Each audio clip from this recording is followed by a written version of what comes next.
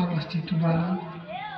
সালামের উত্তরটা দেন। আসসালামু আলাইকুম ওয়া রাহমাতুল্লাহি ওয়া বারাকাতুহু। নাহমাদুল্লাহাল আলিয়্যাল আযীম ওয়া নুসাল্লি আলা রাসূলিহিল কারীম ওয়া নু'মিনু বিহি ঈমানাল মুকিনিন নাশহাদু আল্লা ইলাহা ইল্লাল্লাহ ওয়াহদাহু লা শারীকা লাহু লা জিদ্দা লাহু ওয়া লা নিদ্দা লাহু ওয়া লা মিসলা লাহু ওয়া নাশহাদু আন্না সাইয়্যিদানা ওয়া মাওলানা মুহাম্মাদান আবদুহু ওয়া রাসূলুহু الذي أرسله كافة للناس بشيرا ونذيرا وداعيا إلى الله بإذنه وسراجا منيرا فقد قال الله تبارك وتعالى في كلامه المجيد والفرقان الحميد সকলে আমার সাথে পড়েন আউযু বিল্লাহি মিনাশ শাইতানির রাজিম বিসমিল্লাহির রাহমানির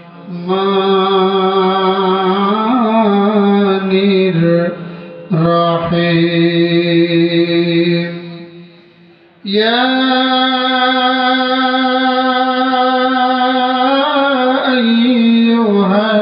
আইয়ুহাল্লাযীনা আমানুত্তাকুল্লাহা হাক্কা তুকাতিহি ওয়া লা তামুতুন্না ইল্লা ওয়া আনতুম মুসলিমুন।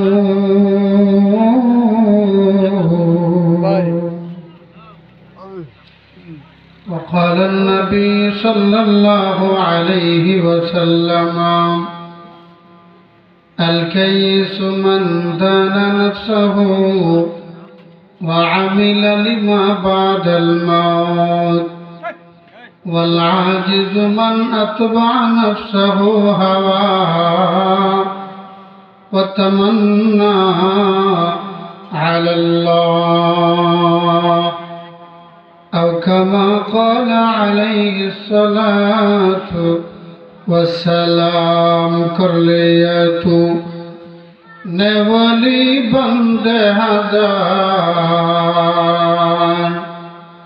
हमको भी अपना बना ले किरदेगार हमको भी अपना बना ले किरदेगार अगर आलम सारा सरकार बासा दिल आशिक गुल गुलजार बासा दिल आशिक गुल गुलजार बासा दुनिया श्रेष्ठ आपन प्राण जननी মায়ের মতো আপন হবে আর তো কেউ না, আর তো পাইবা না। মহাজননীর কষ্টের কথা করিও স্মরণ,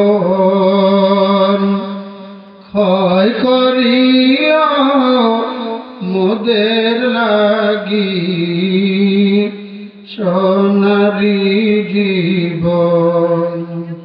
ছেলের জীবন বাঁচায় মায়ের, ছেলের জীবন বাঁচায় মায়ের, জীবন বাঁচায় না। মায়ের মতো আপন ভাবে আর তো কেহ না, মায়ের মতো আপন ভাবে আর তো পাইবা না। যে মানি যে না খাইয়া সন্তান রে খাওয়ায়, সেই মা জননীকে কেমনে ভুলে থাকা যায়।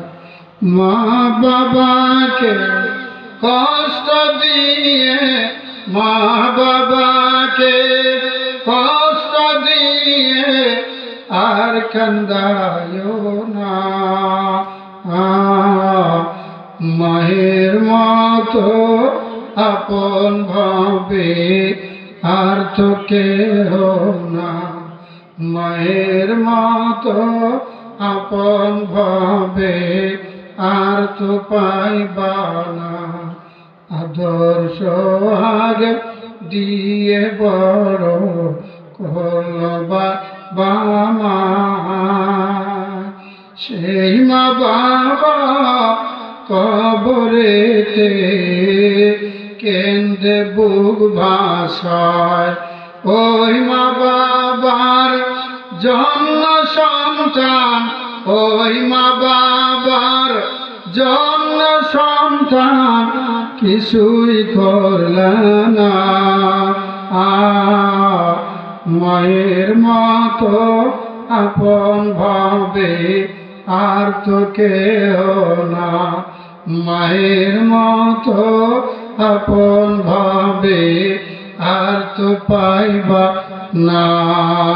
লা ইলাহা ইল্লাল্লাহ। সবাই একটু জবান খুলে বলেন লা ইলাহা ইল্লাল্লাহ।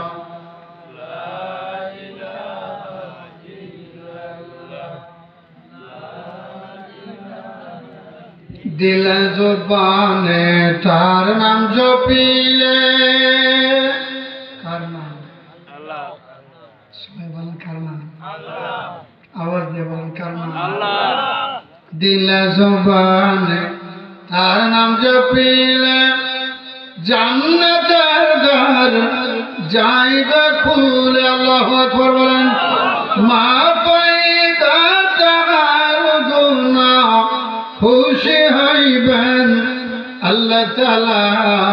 লা ইলাহা ইল্লাল্লাহ। জোরে লা ইলাহা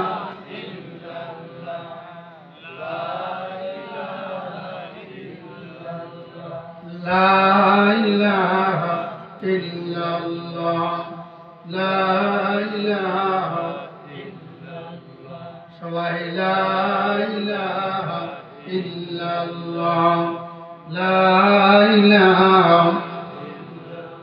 লা ইলাহা ইল্লাল্লাহ মুহাম্মাদুর রাসূলুল্লাহ সাল্লাল্লাহু আলাইহি ওয়াসাল্লাম। সবাই বলেন সাল্লাল্লাহু আলাইহি ওয়াসাল্লাম। আবারও বলেন সাল্লাল্লাহু আলাইহি ওয়াসাল্লাম। রাজমান আমতলা, উল্লাপাড়া, সিরাজগঞ্জ। নুরানি pre cadet Islamic school and college, school and মাদ্রাসার উদ্যোগে 12তম অধিবেশন 2 দিনব্যাপী সিরাত ও তাফসীর কোরআন মাহফিল। আজকে প্রথম দিনে মোহতারাম সভাপতি সাহেব এবং আলোচকবৃন্দ যিনি আলোচনা করেছেন মুফতি মাওলানা আব্দুল্লাহ আল মামুন, পেশ ইমাম নাওদা জামে মসজিদ। বিশেষ আলোচক যিনি আলোচনা করেছেন আমার আগেই মাওলানা আব্দুল আলিম সিরাজি, ধর্মীয় শিক্ষক, রাজমান উচ্চ বিদ্যালয়। আগামীকাল আবার আলোচনা হবে আলহামদুলিল্লাহ। মঞ্চের ডানে বামে সামনে পিছনে বসে রয়েছেন বিজ্ঞ অভিজ্ঞ ওলামায়ে কেরাম, হুজ্জাজে কেরাম, মুরব্বী বাবারা, যুবক ভাইরা, স্নেহের কচিকা ছাড়া পর্দা অবস্থানরত অবলা সরলা শিক্ষিতা, সর্বগুণে গুণান্বিতা মা বোনেরা, আমরা এই মুহূর্তে মহান আল্লাহ তাবারক ওয়া তাআলা আলিশান দরবারে শুকর আদায় করি যে আল্লাহ অনেক মানুষদের মধ্যে থেকে ছাঁটাই বাছাই করে নির্বাচিত করে জান্নাতি মানুষ হওয়ার জন্য জান্নাতের বাগানে আসার বসার তৌফিক দিলেন। কে দিয়েছেন তৌফিক? একটু জোরে আওয়াজে বলেন আল্লাহ। আপনাদের আওয়াজ ভালো বুঝতেছেন? আমি অসুস্থ, আপনার আওয়াজের দ্বারা বোঝা যাচ্ছে আওয়াজ আর করার দরকার নেই। আওয়াজ দিয়ে বলেন কে দিয়েছেন তৌফিক? আপনারা খুশি আছেন না বেজার? কারা কারা খুশি আছেন দেখে হাত দেখেন তো। জোরে তাকবীর দেবেন, লিল্লাহি তাকবীর, আরো জোরে নারে তাকবীর। এখন কিন্তু তাকবীরের সময়, এমনটা না যে হয়তো তাকবীর ভুলে গেছেন, নাকি ভুলে গেছেন? আপনি নিচে যাবেন, উপরে আসেন, আপনি উপরে আসেন, প্লিজ উপরে আসেন। আমি আপনার ক্লাস করতে পারছি না। আল্লাহ এখানে আসার তৌফিক দিয়েছেন কে? জোরে আওয়াজ দিয়ে বলেন। এজন্য যে আল্লাহ তাআলা তৌফিক দিয়েছেন সে আল্লাহ পাকের দরবারে কালামতের শুকর আদায় করি। সকলেই পড়ে আলহামদুলিল্লাহ। অতঃপর পয়গম্বর সরকারে দু জাহান সরওয়ারে কায়নাত রাহমাতুল লিল আলামিন সাইয়্যিদুস সাকালাইন শাফিউল মুজনিবিন বিশ্ব নবী মহানবী, সকল নবীদের নবী, সকল উম্মতের নবী, সকল মাখলুকের নবী, যে নবীর কারণে উম্মতের দাম মান সম্মান, সে বিশ্ব নবীর প্রতি শত সহস্র কোটি দরুদ সালাম। সবাই আবার পড়ুন সাল্লাল্লাহু আলাইহি ওয়াসাল্লাম। জোরে আওয়াজ দিয়ে পড়েন সাল্লাল্লাহু আলাইহি ওয়াসাল্লাম। এখানে তো আর জোরে আওয়াজে পড়লে অসুবিধা নেই, রাসূলের রওজা আছে, ওখানে জোরে পড়লে অসুবিধা আছে। আমি কিন্তু সর্বমাত্র 1 মাসের মতো মনে হয়েছে আসছে আলহামদুলিল্লাহ। মানে বাইতুল্লাহটা হলো পাগলের জায়গা, আর মদিনা মুনাওয়ারা এটা হলো আদবের জায়গা। যারা গেছেন তারা জানেন বাইতুল্লাহ শরীফটা হলো পাগলের জায়গা, মানে মাতলামি করার জায়গা, পাগলামি করার জায়গা। বুঝলেন? মনে হয় সব কিছু জোরে জোরে আওয়াজ দিয়ে আপনি যত জোরে পেন আল্লাহকে ডাকেন আল্লাহ, মানে আরো আবেগ আসবে ভিতর থেকে, আরো একটু জোরে বলি। কিন্তু মদিনা মুনাওয়ারায় গেলে, রাসূলের সামনে গেলে আওয়াজ এমনি বন্ধ হয়ে যাবে। আপনি ইচ্ছা করলেও জোরে বের করতে পারবেন না, ওটা জায়গাটাও এরকম। আমি মনে করছি যে হয়তো মনে ইচ্ছা করে মনে আসতে বলতেছে না, একেবারে বন্ধ। সুবহানাল্লাহ। এখন আপনারা তো এখানে জোরে বললে অসুবিধা নেই, মনে করলো এখানে জোরে বললে অসুবিধা আছে না। এখান থেকে সালাম দিলে সালামটা পৌঁছায় দেওয়া হয়। সুবহানাল্লাহ বলেন। আপনার সালাম নবীজির রওজায় ফেরে পৌঁছুক, এটা কি আপনারা চান? এত আস্তে করে জোরে গান চান? একটু জোরে আওয়াজ দিয়ে বলেন সাল্লাল্লাহু আলাইহি ওয়াসাল্লাম। আপনাদের যে পরিমাণ মানুষ হয়েছে আমার আওয়াজ আর নাই, এর থেকে মনে দোকানপাটে বেশি আছে। তাহলে আমি কিন্তু আপনাদের এলাকার অনেক বড় বড় মানুষ আছে। বালসাবাড়ি মানুষের নাম শুনেন নাই? বালসাবাড়ি বেশি দূর কি? বালসাবাড়ি বড় মানুষের না বড় কি? বালসাবাড়ির মানুষ 3 বার আসছে। এখানে শুধু মোহন ভাই বলছেন, তো 2 দিনের নাম শুনে মনে করলাম ভালো লোকই হবে। আমার মসজিদের মুক্তাদের 1 কাতার লোক আছেন, আপনারা 4000 লোক। আমার হুজুর বলছে 1000 নাই, 4000 লোক হয়, সেই হিসেবে কজন আছে? আমার জুমার নামাজে খুব ভালো আছে, আমি বলেও দিই। আর কেন ভালো হয় জানেন? এটা ভালো হওয়ার কারণ আছে। আমার জুমার বয়ানের তাসির খুব হয়, কোনো আওয়াজ নাই, 4000 লোকের কোনো শব্দ নাই। দূর দূরান্ত থেকে লোকজন গাড়ি নিয়ে আসে নামাজ পড়ার জন্য, ওয়াজ শোনার জন্য, কোনো আওয়াজ নাই। ওখানে আওয়াজ ভালো হয় কেন?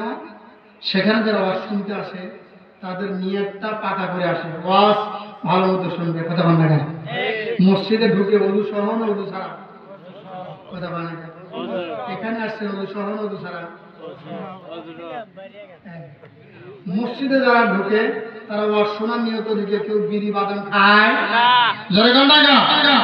এখানে যে একজন আছে নাকি? মসজিদে যারা ঢুকে সবার লেবাস পোশাক আল্লাহ তাআলার সামনে দাঁড়াক ছেড়ে দাঁড়াবে যে সে ভালো পোশাক পরে আসে। এখানে কিরকম আসে? মাথার টুপি তো মেলা মানুষের নেই, এখানে যদি টুপি মাথা না দেন আর ভালো ইসলামী লেবাস না পরে তো কোথায় পড়বেন? ওই যে আপনাদের এলাকার হল আশেপাশে থাকলে এবার হলে যাওয়া কি করবে? কথা বল না? এরকম পাগড়ি বানিয়ে হলে যাওয়া যাবে ভাই? আওয়াজ দেখো তখন যাবে। তাহলে আপনারা জায়গাটাকে দামি মনে করেন নাই, মাদ্রাসার আঙ্গিনায় বসছেন, মাদ্রাসার মাহফিলে বসছেন, লেখা আছে 2 দিন ব্যাপী সিরাত ও তাফসীরুল কোরআন, দুটো আছে। একটা হলো সিরাত, নবীজির জীবন নিয়ে আলোচনা করা, এবং তাফসীরুল কোরআন মাহফিল, কোরআন কারীমের তাফসীর। এখানে কি গানের জন্য আসছেন? না। কথা বল না? তাহলে আপনাদের ইসলামের কোনো কিছুই নাই। এই জন্যই তো বক্তার আওয়াজে কথা বলে।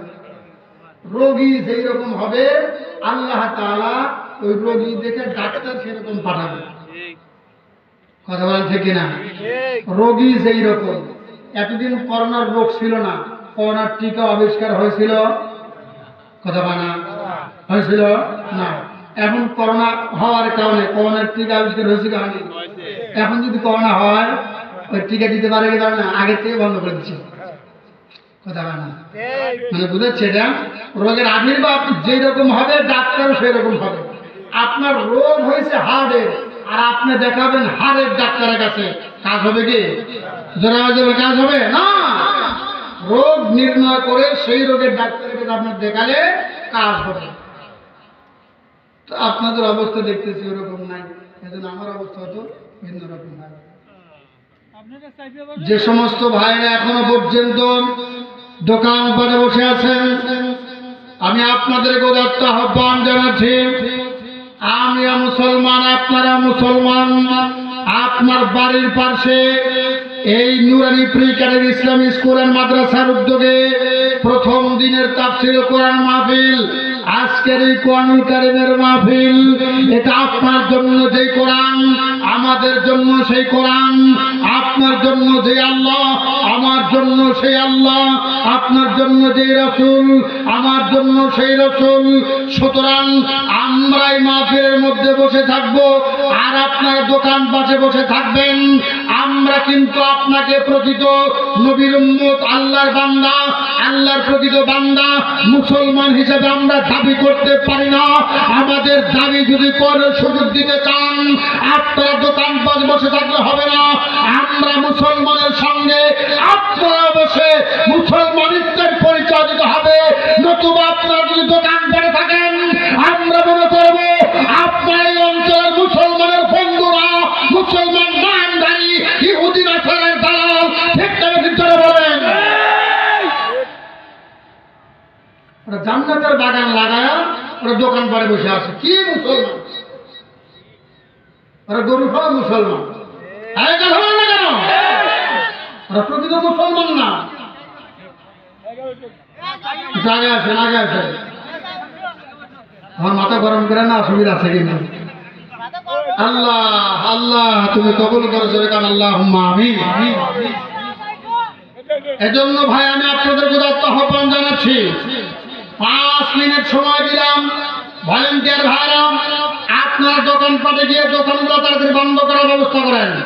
সেখানে যারা দাঁড়া আছে অন্য অন্য ধর্মের লোক হলে তাদের আসার দরকার নাই, আমার কোনো দাবিও নাই।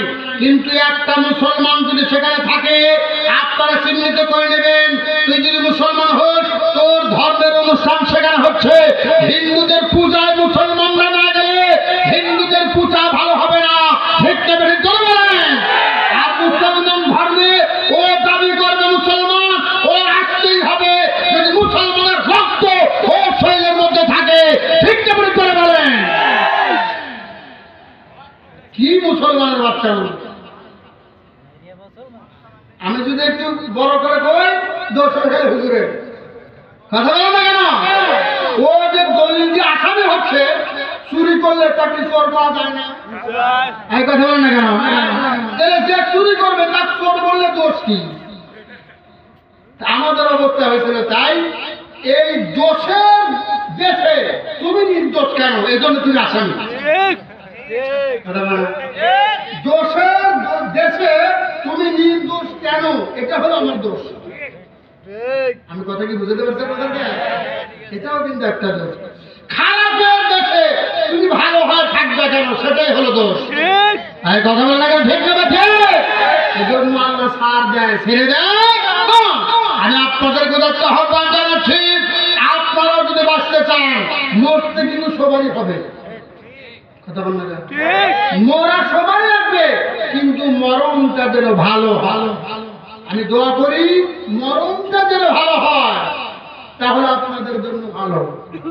আমি মুসাফির অবস্থা আছি, মরণ যদি ভালো হয় ওই মানুষের জিন্দগির দাম আছে। মরণ যদি ভালো না হয়, জীবনের দাম, আওয়াজ দেখো তখন, জীবনের দাম। আমরা মরণ ভালো করতে চাই কি চাই না? এত আস্তে করছে, জোরে করেন, চাই কি চাই না? কানে কানে দেন, আবার হাত দেখান। শীতের সময় শরীর গরম করে না, লিল্লাহি তাকবীর। আরো জোরে, নারে তাকবীর। একটু মাঝখানে তাকবীর দেন একজন, দেখি পারেন নাকি?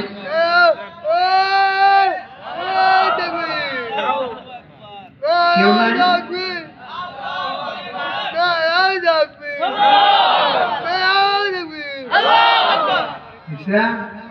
আল্লাহ কান দিয়ে তাকবীর দেওয়া নিচ্ছে, আর আপনারা ভালো মুশকিল পারতেছেন না, আমার তাকবীর ভুলে গেছে। আমরা তো মনে করছিলাম আর কয়েক বছর গেলে মানুষ তাকবীর জানি যা হয়েছিল। এ ভাই, আগের তাকবীর তুলে জানেন স্লোগান, যত দেখো দাড়ি মারো বাড়ি।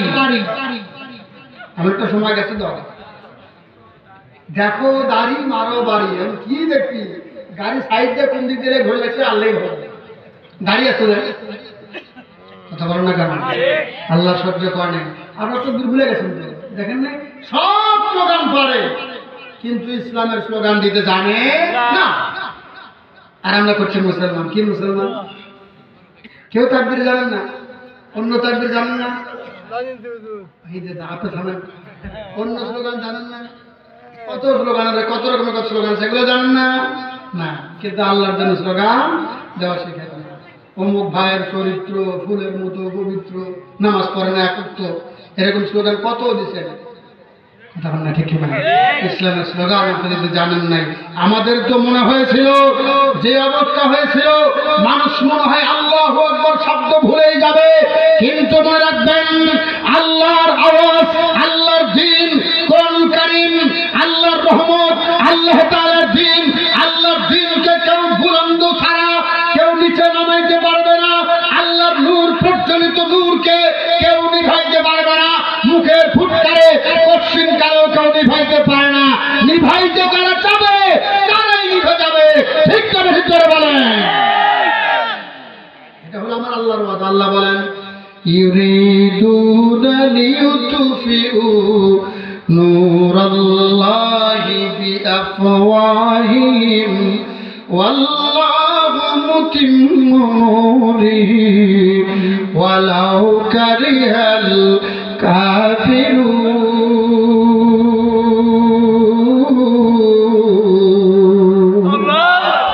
আওয়াজ দেবেন আল্লাহু আকবার। হয় না, আরেকটু জোরে আছে বলতে হবে আল্লাহু আকবার। আমার বন্ধু গভীর মনোযোগে কথা শুনবেন, লম্বা করতে পারবো না। আমার বন্ধু রব্বুল আলামিন দুনিয়াতে আমাদেরকে পাঠিয়েছেন। আমার বন্ধুরে দুনিয়াতে থাকবার জন্য নয়, শুধুমাত্র আল্লাহ রব্বুল আলামিন আমাদেরকে পরীক্ষা দেওয়ার জন্য পরীক্ষার ঘরে পাঠিয়েছেন। আবার কিন্তু আমার বাড়ি যেখানে সেখানেই যাওয়া লাগবে, আমার আসল বাড়ি যেখানে সেই জায়গায় যাওয়া লাগবে। ঠিক না ঠিক জোরে বলে? আমার আসল বাড়ি কোথায়? জান্নাতে। জোরে কোন আসল বাড়ি কোথায়? জান্নাতে। দুই গ্রুপ ভাগ করাই, তাহলে আর দল কি করে আর আমরা এক করবো? এখানে দুই গ্রুপ, এত অল্প মানুষের মধ্যে দুই গ্রুপ, খালি বলেন হুজুরের মধ্যে এত গ্রুপ কে? আর আপনাদের মধ্যে দুই গ্রুপ আছে। গ্রুপ বেশি থাকে ভালো, রাখেন আপনাদের প্রচুর উত্তর দিয়ে দিচ্ছি। আনন্দের মধ্যে এত গ্রুপ কেন, এত দল কেন? দল থাকা ভালো, কারণ একটা গ্রুপ যখন আন্দোলন করবে ওই গ্রুপকে যখন জেলখানায় নেওয়া যাবে আর এক গ্রুপ জায়গায় যাবে। এই কথা বলেন না কেন? ঠিক না ব্যাটি? দল যদি একটা হয়, একটা দলকে যখন নিয়ে যাবে এর বিরুদ্ধে আন্দোলন করার কোন লোক পাওয়া যাবে না। ঠিক কিনা জোরে কা? এই জন্য গ্রুপ বেশি হওয়া ভালো, কিন্তু আসল সময় আবার এক হয়ে যায়। আমার আপনারা কি জানেন না, আপনাদের এই এলাকার ইমাম, এটা কিন্তু সব দলের ইমাম যখন নামাজ পড়ায়, আওয়ামী লীগ, বিএনপি, জাতীয় পার্টি, জামাত, জাসদ, বাসদ, নিয়াত, আরো যত দল আছে, সকল দলের মধ্য থেকে আমার বন্ধু নামাজি যারা সবাই কিন্তু এক ইমামের পিছনে, ইমাম যখন আল্লাহু আকবার বলে সবাই কিন্তু তখন আল্লাহু আকবার বলে। রাজনৈতিক ভাবে আমাদের এক একজনের এক একটা পরিচয় থাকতে পারে, কিন্তু ধর্মের দিক দিয়ে আমাদের আর কোনো পরিচয় নাই। আমাদের একটাই পরিচয়, সেই পরিচয়টা হলো আমরা মুসলমান ইমানদার। ঠিক কিনা জোরে কার? লিল্লাহি তাকবীর। এখনো পর্যন্ত যে সমস্ত ভাই দোকানপাট থেকে আসতে পারলেন না, আমি কিন্তু গুনা 5 মিনিট সময় দিচ্ছি। 5 মিনিটের মধ্যেও যদি আসতে না পারে আমি কিন্তু আপনাদেরকে চিহ্নিত করে দিয়ে দেবো, এই এলাকার চিহ্নিত ব্যক্তি আপনারা। কথা বল না কেন? একদিকে চিহ্নিত করে দিছি, আরেকদিকে চিহ্নিত করি। আপনার শুরু করতে একটু পরে, সময় একটু বেশি হলে অসুবিধা আছে? চলে যাবেন না তো? আর কষ্টটা আমার বিষয়, আপনাদের বিষয় হয়ে যাবে। মজা লাগবে ইনশাআল্লাহ, একটু অপেক্ষা করবে। একটু অপেক্ষা করলে মজা লাগবে, কিন্তু আগে যদি চলে যান পরে আফসোস করবেন। আমি শুরু করি এখন, নতুন আলোচনা আপনি শুনতে পারবেন, ভালো লাগবে। যে সমস্ত ভাইরা এখনো বসে আছেন, আপনাদের এলাকায় ওই যে মুরগির বাচ্চা ফুটায় না, সবাই বলেন না, যারা বলেন বাচ্চা কিভাবে ফুটায়? এখন হয়তো অন্য বাংলা এজন্য বলতে পারবে কিভাবে ফুটায়। আগেকার মায়েরা দেখছি ওই যে বাড়িতে মাটির পাত্রে, আপনারা ওটা কি বলেন? মাটির কি? মাটির খাদা। হ্যাঁ, মাটির বলেন, মাটির খাদায় ডিমগুলা রাখে, এর উপর মুরগি বসায় দেয়। ঠিক কিনা জোরে খান? সব ডিমের কি বাচ্চা ফোটে? জোরে বলেন। হ্যাঁ, কোন ডিমের বাচ্চা ফোটে না আপনাকে বলে দেই, যে ডিমগুলা ঠিক মতো মুরগির তাপ পায় না। কোন ভালো ডিম, সুন্দর ডিম, অনেক টাকা দিয়ে কিনছেন মনে করেন, ওই ডিমটা ওই খাদার বাহিরে যদি রাখেন, মুরগিকে যদি ডিমের উপর রাখেন, খাদার ওই ডিম, আর যেই ডিম খাদার বাহিরে থাকলো, মুরগি খাদার উপর বসা দিলেন, ডিমটা বাহিরে রাখলে 1 বছর রাখলে বাচ্চা ফুটবে না, 2 বছর নষ্ট হবে। তাহলে সব ডিমের বাচ্চা ফুটে না, যে সমস্ত ডিম বাহিরে থাকে এই ডিমগুলোকে আপনারা কি বলেন? আঞ্চলিক ভাষায় নষ্টটা আমরা বলি, পোষা আমরাও বলি। আপনাদের এলাকায় কি বলে সেটা? হ্যাঁ, বাবা ডিম। কি ডিম যারা বলেন? বাবা ডিম। এখন বুঝছেন তো? পোষা ডিম সেটা তো শুদ্ধ ভাষা, সবাই জানে। পোষা ডিম, নষ্ট ডিম সবাই জানে, কিন্তু আঞ্চলিক ভাষায় বলছে। আপনাদের এলাকায় আঞ্চলিক ভাষায় কি বলে? বাবা ডিম। কোন এলাকায় বলে কাইজা ডিম, কোন এলাকায় বলে কাঞ্জা ডিম। বুঝলি, পঞ্চগড় ঠাকুরকে কাঞ্জা। আপনাদের এলাকায় বাবা, কেউ কেউ ঘোলা ডিম। ঘোলা ডিম যা মূল কথা নষ্ট ডিম। ওই ডিম নষ্ট হওয়ার কারণ হলো ঠিক মতো মুরগির তাপ পায় না। নষ্ট ডিম মনে হয় দিনে 2টা করে খায়, কথা কানের বাদ দুইটা করে খায় না। নষ্ট ডিমগুলো কি করে, যদি রাস্তার মাঝখানে যদি ভাঙে লোকজন গালি দেয়, কি এই ডিমের দুর্গন্ধ, ডিম এখানে ভাঙছিস কেন? মানে নষ্ট ডিম তাকে করে মানুষ ঘৃণা করে। এই মুসলমান ভাইরা শুনেন, নষ্ট ডিম মানুষকে ঘৃণা করে, সে নষ্ট আরেকজনকে নষ্ট করে দেয়। নষ্ট ডিমের পাশে যদি কোনো ডিম থাকে সেটাকেও নষ্ট করে দেয়। কিন্তু যেই ডিম ভালো ডিম, ওই ডিম থেকে বাচ্চা ফুটে, আবার সে আবার ডিম দেয়, সেখান থেকে আবার বাচ্চা ফুটে, এইরকম করতে করতে মুরগির বংশ বিস্তার লাভ হয়। ঠিক না ঠিক বলেন? মুসলমানরা দুই রকম, ভালো মুসলমান আর বাবা মুসলমান। ভালো মুসলমান কারা? কোরআনের মাহফিলে ঠিক মতো বসে শুনে ওয়াজ শুনে যারা। আর বাবা মুসলমান কারা? এই মাহফিলের প্যান্ডেলের বাহিরে মাইকের আওয়াজ শুনে যারা। এটা হলো বাবা মুসলমান। নষ্ট মুসলমান, নষ্ট মুসলমানের পাশে থাকবে যে ইসলামের কোনো কাজে আসবে না, এরা হলো বাবা মুসলমান। ঠিক না ঠিক বলেন? সুতরাং যারা এখনো পর্যন্ত দোকানপাটে আছেন, ওরা এই এলাকার কি মুসলমান? জোরে পান, আরো জোরে কন, কি মুসলমান? এই জোরে আওয়াজে কন, কি মুসলমান? বাবা মুসলমান। এজন্য ভাই, আপনারা যদি ওখানে বসে থাকেন, আপনারা কিন্তু বাবা মুসলমান হিসেবে চিহ্নিত হয়ে যাবেন। কথা বল না কেন? মহিলারা দর্শন দিতে যাক, ওদের প্যান্ডেলও আছে মাশাআল্লাহ। তাহলে দেখেন ওনাদেরকে কয় দিক দিয়ে চিহ্নিত করে দেখেন। তাও যদি শরম লজ্জা না থেকে আমার করার কিছু নেই, আমি এত কিছু বলতেছি কারণ শরম দেওয়ার জন্য, তাও যেন আসে। কথা বল না কেন? শরম দিব তাও যেন আসে। ভাইরা শুনে, এখানে যারা বসে আছেন আমরা সবাই পুরুষ। কথা বল না কেন? পুরুষের জন্য পুরুষ প্যান্ডেল আলাদা আছে না নাই? যেরকম আছে। মহিলাদের অশোনার জন্য আলাদা প্যান্ডেল আছে। তাহলে পুরুষের জন্য পুরুষ প্যান্ডেল, মহিলার জন্য মহিলা প্যান্ডেল। তো যারা পুরুষ প্যান্ডেলও বসে নাই, মহিলা প্যান্ডেলও বসে নাই, ওরা কি কিছু কম শরম দেই? জোরে দেখেন তারা কি? তাহলে যারা দোকানপাটে আছে ওরা পুরুষ প্যান্ডেলও বসে না, মহিলা প্যান্ডেলও বসে না। যারা পুরুষ আছেন দোকানে, পুরুষ প্যান্ডেলে বসে যান। যারা মহিলা আছে, মহিলা প্যান্ডেলে বসে যান। যারা পুরুষও না, মহিলাও না, ওরা দোকানে থাকেন, আমার কোনো আপত্তি নাই। কিন্তু আপনাদেরকে আগামীকাল থেকে এলাকার লোকেরা বলবে, তোরা পুরুষও না, তোরা মহিলাও না, তোরা কি? দেখুন কি? আরো জোরে জোরসে বলেন। জোর হলো না, দেখি তাও আসে নাকি। এত শরম দিলাম, এখন হুজুর শরম পাবে কেমন? নাকি যদি না থাকে বন্ধ রাখবে কেমন? ঠিক কিনা করে না ভাই? আমি কিন্তু এতগুলো কথা আপনাদের জন্য বললাম। আপনার এলাকার কোরআনের মাহফিলে হচ্ছে আর আপনি বসবেন না, এর চাইতে বড় দুঃখ আর কি হতে পারে? মনে রাখবেন, এই জায়গাতে কিন্তু আগামীকাল ব্যতীত আর এরপরে আর কিন্তু মাহফিল হবে না। আপনি আগামীকাল পর্যন্ত বাঁচতে পারবেন এর কোনো গ্যারান্টি আছে? জোরে করেন না গা? হয়তো আপনারা মনে করছেন আজকে প্রসঙ্গের মাহফিল শুনবো না, আগামীকালের মাহফিল শুনবো। আপনি আগামীকাল পর্যন্ত বাঁচতে পারবেন এর কোনো গ্যারান্টি নাই। গ্যারান্টি যদি না থাকে, রাত্রেবেলা আপনি ঘুমায় যাবেন, জাগ্রত হলে সকাল, নতুবা আপনার জন্য হবে পরকাল। সুতরাং আপনার এই আজকের এই মাহফিলে, প্রথম রাতের মাহফিলেই আপনাকে জান্নাতের বাগানে আসতে হবে আপনার জীবনটাকে দামি বানানোর জন্য। আমরা যারা বসেছি আল্লাহর দরবারে কবুল হওয়ার জন্য। আপনারা যদি কবুল হতে চান, জান্নাতের বাগানে বসে আমি আশা করছি আপনারা আল্লাহর দরবারে কবুল হবেন। আমরা আল্লাহর দরবারে কবুল হতে চাই কারা কারা?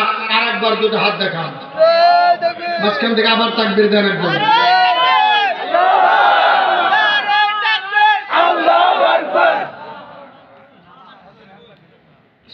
লিল্লাহি তাকবীর। আরো জোরে আছে নারায়ে তাকবীর। কোরআন সুন্নাহর আলো, কোরআন সুন্নাহর আলো। লিল্লাহি তাকবীর। বাজান আমার গভীর মনোযোগ দেবেন, লম্বা করতে পারবো না।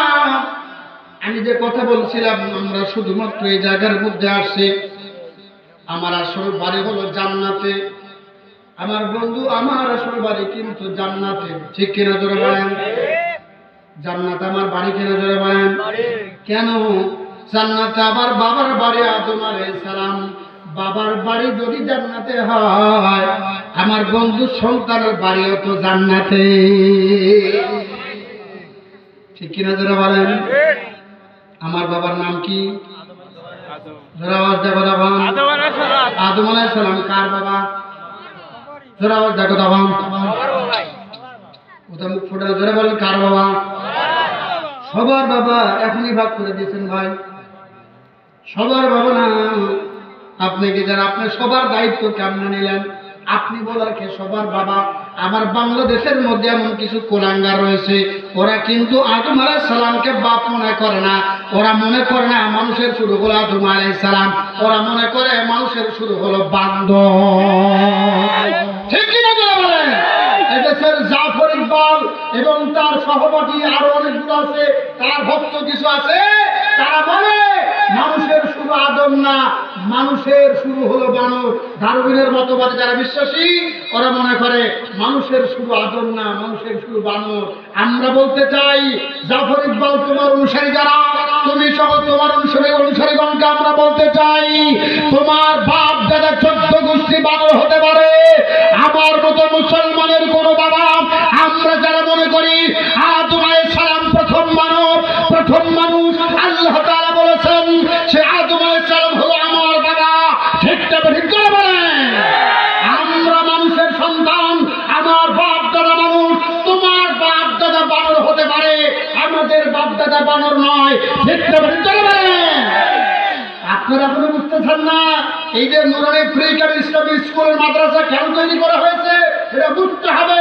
আপনার সন্তানকে যদি এইরকম প্রতিষ্ঠানে শিক্ষা না দেন, এরকম প্রতিষ্ঠান না পড়ে ডাইরেক্ট যদি স্কুলে চলে যায়, সেখান থেকে বড় ডিগ্রি নেবে, এক পর্যায়ে আপনাকে বাবা বলে আর স্বীকার করবে না, আপনাকে বাপ না বলে বুঝিও বলবে ও বানর থেকে সন্তান হাসে। কথা বলেন না কেন? আপনার বাবার পরিচয় ঠিক রাখতে হলে আপনার সন্তানকে ক্রিকেটের মাদ্রাসায় পড়াইতেই হবে। কথা বলেন না কেন? বাদাম না আমার কথা বলছিলাম আদম আলাইহিস সালাম আমার বাবা, আমার এই কথার ভিতরে কিন্তু মহব্বত রয়েছে। আমার বন্ধুরে লম্বা করতে পারবো না, আমার অন্য দিকে চলে গেল। আদম আলাইহিস সালাম বললেন আমার বাবা। কার বাবা? জোরে কান, আরো জোরে আওয়াজ দেবেন। কার বাবা? আমি যেমন বলছি আমার বাবা, আপনাদের বলতে হবে আমার বাবা। সবাই যখন বলবে আমার বাবা, সবাই যখন বলবে আদম আলাইহিস সালাম বাবা আমার, হয়ে যাবে সবাই। ঠিক কিনা জোরে আওয়াজ দিয়ে বলেন? আমার বন্ধু আবার বলেন তো যে আদম আলাইহিস সালাম কার বাবা? আমার বাবা। হ্যাঁ, আবার সবার বাবা কয়েন না, জোরে কান কার বাবা? আমার দাবি কান আমার বাবা। আমার বললে মুহাব্বতটা 100% হয়, আর আমাদের বললে মুহাব্বতটা একটু ভাগ হয়ে যায়। সব জিনিসটা আপনার ভিতরে 100% আসুক, এটা আপনি চান। কিন্তু আল্লাহ রাসূল মসজিদ মাদ্রাসার ব্যাপারে আপনারা কেন ভাগ করে দেন? মুহাব্বতের ভাগ এর মধ্যে হবে না, আল্লাহ রাসূলের ব্যাপারে মুহাব্বতটা হওয়া লাগবে শতভাগ। ঠিক কিনা জোরে বলেন? মসজিদ কার? আরো জোরে কয় না? আরো জোরে আওয়াজ দেখুন। আল্লাহ কার? হ্যাঁ, আবার কোন মসজিদ কার? আল্লাহ। আল্লাহ কার? আল্লাহ যদি আমার হয় তাহলে মসজিদ কার হবে? হ্যাঁ, জোরে আওয়াজ দেখো তখন। মাদ্রাসা কার? জোরে কোন মাদ্রাসা কার? এ ভাই মসজিদে বললেন আমার, মানে মসজিদ হলো আল্লাহ, আল্লাহ হলো আমার, সুতরাং মসজিদে আমার। এবার বলেন তো তাহলে মাদ্রাসা কার? জোরে কয় না মাদ্রাসা কার? নবীর বললেন, ভালো কথা, অসুবিধা নাই। এবার নবী কার? আবার আমাদের নাকি? নবী কার? জোরে বলেন। নবী যদি আমার হয় তাহলে মাদ্রাসা কার? মাদ্রাসা আমার, আমাদের না। জোরে কয় মাদ্রাসা কার? 100% মহব্বত দেখানো লাগবে বন্ধু। এবার আপনি হাদিসটা মনে রাখেন, আমাদের মধ্যে পার্থক্য বোঝানোর জন্য বলতেছি। আমি এই জন্য আপনাদেরকে বলছি, আপনাদের দিল ঠান্ডা হবে, একটু অপেক্ষা করেন বন্ধুরে, লম্বা করতে পারবো না। আলোচনা করতে চেয়েছিলাম অন্যদিকে, চলে আসতেছে আর একদিকে। আমি তো আলোচনা বলতে পারবো না, কি করাইবেন? আমার মাবুদ মাওলা যেটা চান বান্দাকে দিয়ে সেটা করাবে, আমার কোনো কর্তৃত্ব নাই। ঠিক কিনা জোরে বলে? আমার বন্ধু লম্বা একটু শোনেন। বিশ্বনবী রাহমাতুল্লাহ নিজের বিবিদের কেনে বসা, একদিন বিবিদের কেনে বসা এমন একটা মুহূর্তে রাহমাতুল্লাহ আলামিন বিবিদেরকে ডাক দিয়ে বললেন, ওগো বিবিরা, বিবিরা, তোমরা তো আমার কাছে আসলে, তোমাদের কোনো প্রশ্ন আসেনি, তোমাদের কোনো আবদার আসেনি? সঙ্গে সঙ্গে আম্মা আয়েশা সিদ্দিকা রাদিয়াল্লাহু তাআলা ডাক দিয়ে বললেন, ওগো নবীজি,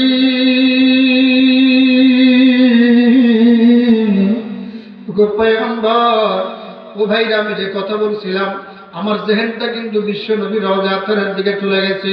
আমার নবীর রওজাতেই হলো আম্মা আয়েশা সিদ্দিকা রাদিয়াল্লাহু তাআলা আনহার কামরা ঘর। জোরে জোরে কত মারহাবা। দিলের দরদ একটু কথাগুলো শুনবেন। আমার বন্ধু নবীর মুখে যদি কারো চোখের পানি বের হয়, চোখের পানি কিন্তু বিফলে যাবে না। আমার বন্ধু একটু লম্বা করবো না, শোনেন।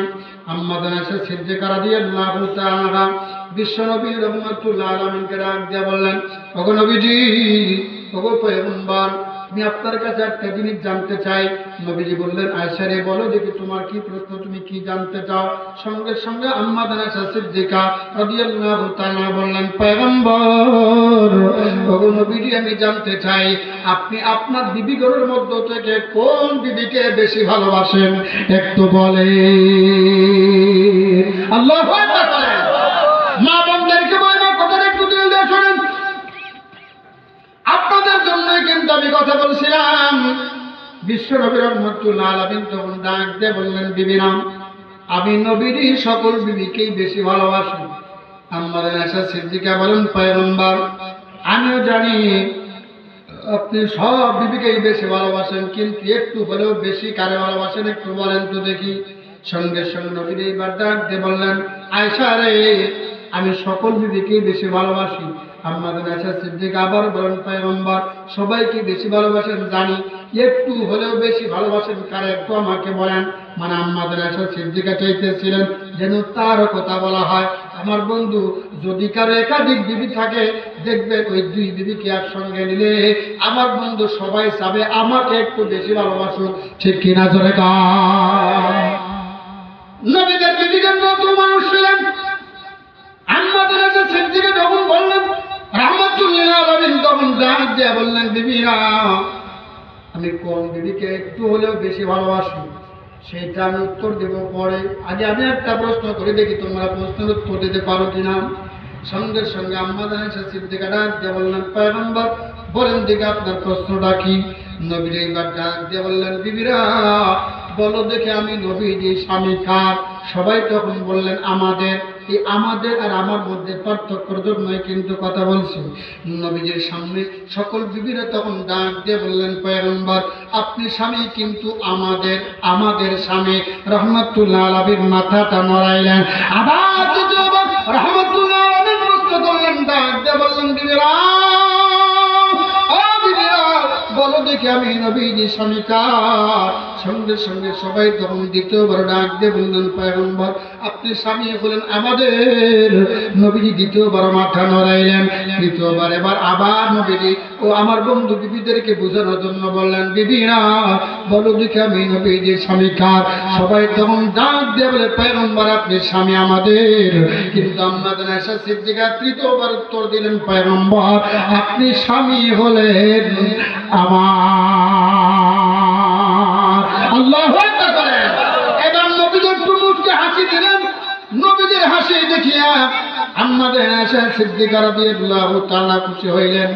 কিন্তু অন্য বিবিদের মন খারাপ, অন্য বিবিদের মনটা খারাপ। আমার বন্ধু বিশ্বনবী রাহমাতুল্লাহ আলাইহি সব বিবিদেরকে খুশি করবেন, এজন্যই নবীজি চতুর্থবার আবার প্রশ্ন করলেন। ডাক দিয়ে বললেন, বিবিরা, বলো দেখি আমি নবীজি স্বামী কার? সঙ্গে সঙ্গে তখন ডাক দিয়ে বললেন, পয়গম্বর, আপনি স্বামী হলেন আমার। সবাই যখন বলছে আমার, হয়ে গেছে সবার। আল্লাহু আকবার বলেন। নবীজি কিন্তু শিক্ষা দিলেন, নবীজির এই কথার থেকে আমাদের শিক্ষা গ্রহণ করা লাগবে।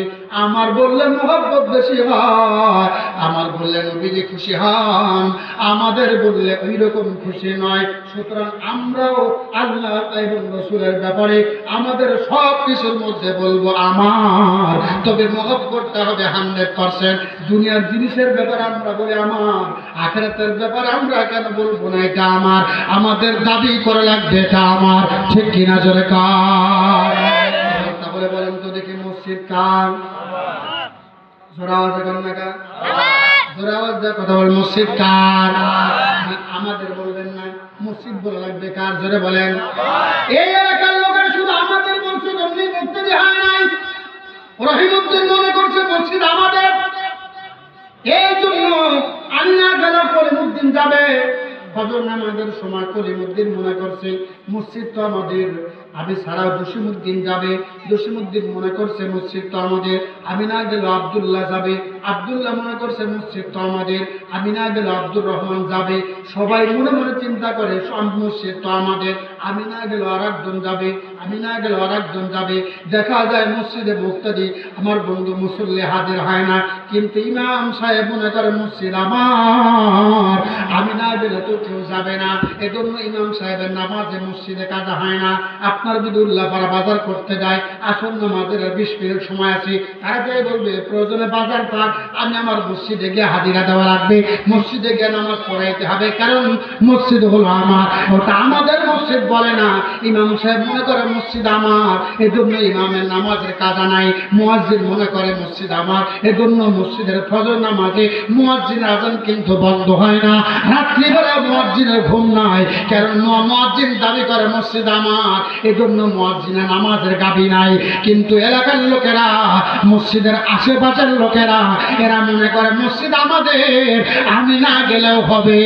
এইরকম মনে করতে করতে ফজরের নামাজে 2-3 জন বুড়া মুসল্লি ছাড়া ভালো যুবকেরা হাজির হয় না, ঠিক কিনা জোরে কর?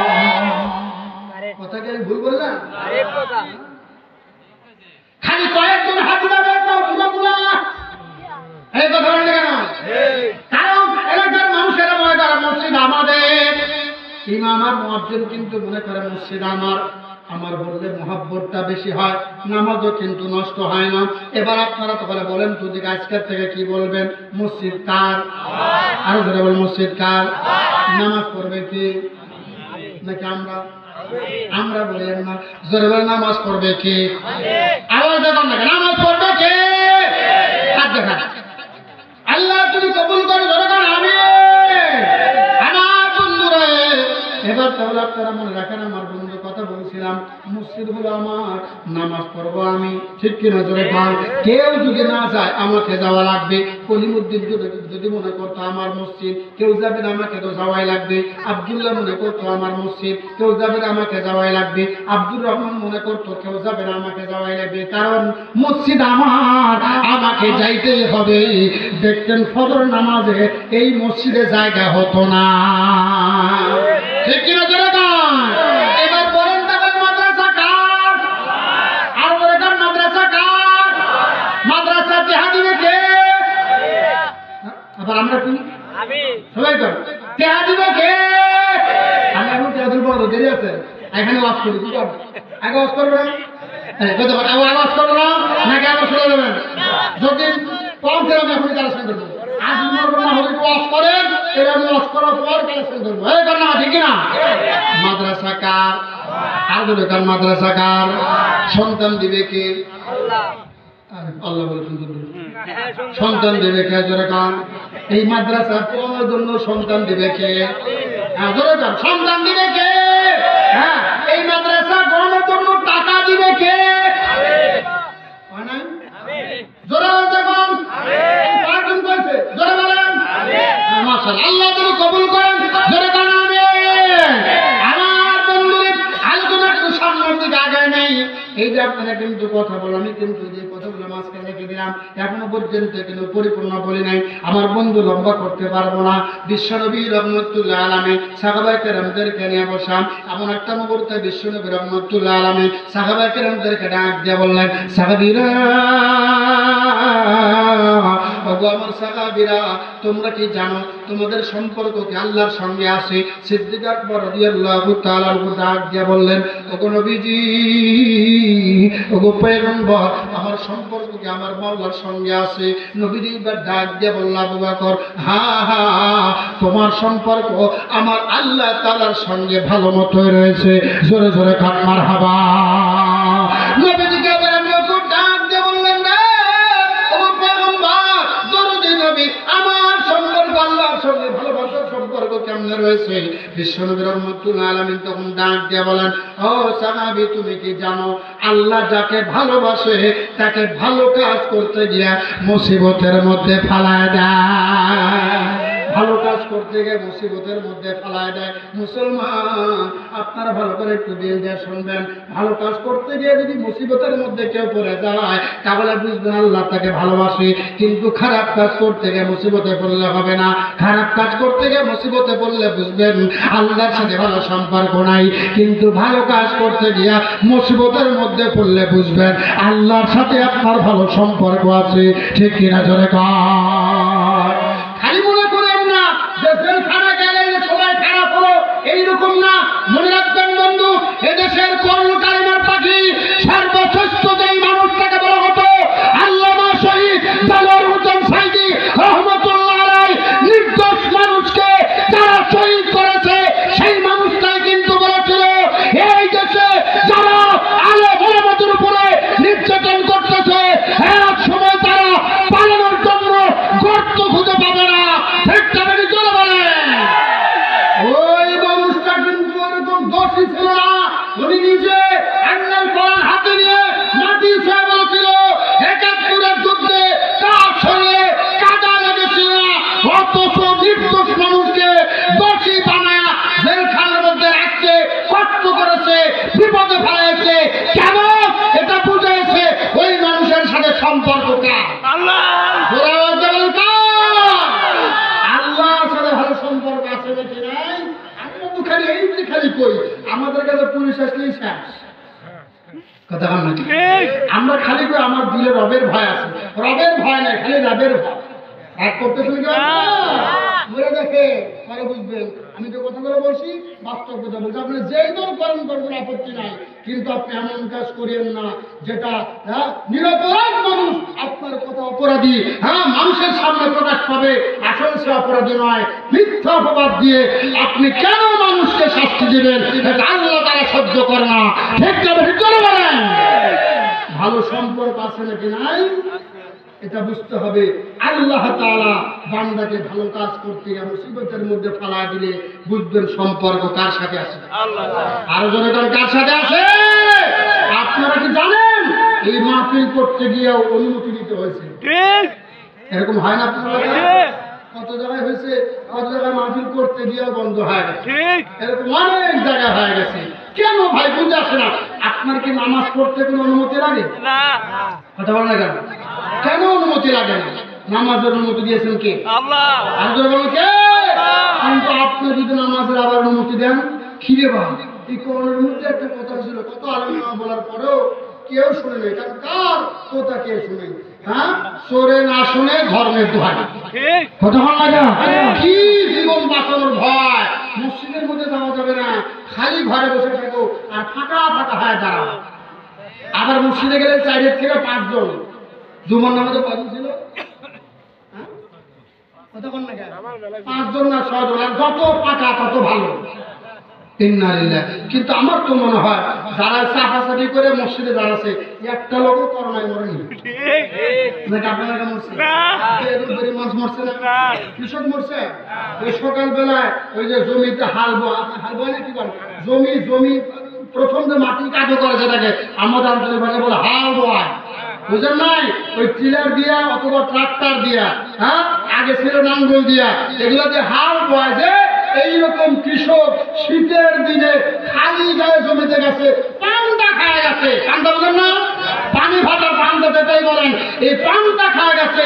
এইরকম একটা গরিব করোনায় মরে নাই। করোনায় মরছে কারা? মসজিদ বন্ধ করে এসি রুমে বসে ছিল যারা, করোনাতে মরছে তারা। ঠিক কিনা যারা বলেন? আল্লাহ তোর এত হয়, তুই করোনার জন্য ভয়ে তুই থাকবো হ্যাঁ বাড়ির মধ্যে, আর মসজিদে গেলে ওরা মরুক হ্যাঁ, আর তোরা খুব ভালো থাকবো না, আমি লগেরই বাঁচাবো, মায়ের বতু ধরে ঠেকায় খেতে যাবি। কথা ভালো লাগে ঠিক কিনা? জোরে কর আল্লাহর মাঠ, জোরে কর লাগে আল্লাহর মাঠ। এরপরে সতর্ক হন, সাবধান হন, সাবধান যদি না হন মনে রাখবেন মুসলমান, সামনে এমন একটা সময় আসতেছে আমার আপনার ইমান বাঁচানো কঠিন হয়ে যাবে। মনে রাখবেন ইসলামের কথা বলতে গেলেও আপনার টুটি জীবনের হবে, এখন কিন্তু আর এইরকম সময় দেওয়া হবে না। মনে রাখবেন মুসলমান, আপনার ইমান যদি বাঁচাইতে চান অবশ্যই আল্লাহর কোরআন, রাসূলের হাদিস, আল্লাহ রাসূলের দিকে আপনাকে ফিরে আসতে হবে, নতুবা আপনার ইমান বাঁচানো সম্ভব হবে না। ঠিক কথা কি জোরে বলেন? সাবধান সাবধান তোরা হরে সাবধান, সাবধান সাবধান তোরা হরে সাবধান, দুনিয়ার যত নাস্তিক বেঈমান সাবধান সাবধান তোরা হরে সাবধান। লিল্লাহি তাকবীর। জেগে ওঠো মুসলিম ঘুমায় না, সময় হয়েছে ময়দানে লড়িবার। আল্লাহু আকবার বলেন। জেগে ওঠো মুসলিম ঘুমায় না, সময় হয়েছে ময়দানে লড়িবার। নারায়ে তাকবীর আল্লাহু আকবার, নারায়ে তাকবীর নারায়ে তাকবীর, লিল্লাহি তাকবীর, নারায়ে তাকবীর আল্লাহু আকবার। মুসলমানের জয়ের তোল স্লোগান, সাবধান সাবধান তোরা হরে সাবধান, জোরে সাবধান সাবধান তোরা হরে সাবধান, দুনিয়ার যত নাস্তিক বেঈমান সাবধান সাবধান তোরা হরে সাবধান। লিল্লাহি তাকবীর, নারায়ে তাকবীর। গভীর মনোযোগ দিয়ে কথাগুলো শুনবেন। বিশ্বনবী রাহমাতুল আলামিন সাহাবায়ে কেরামদেরকে বলতেছেন, সাহাবীরা তোমরা কি জানো আল্লাহ যাকে ভালোবাসে তাকে ভালো কাজ করতে গিয়ে মুসিবতের মধ্যে ফালায়া দেয়।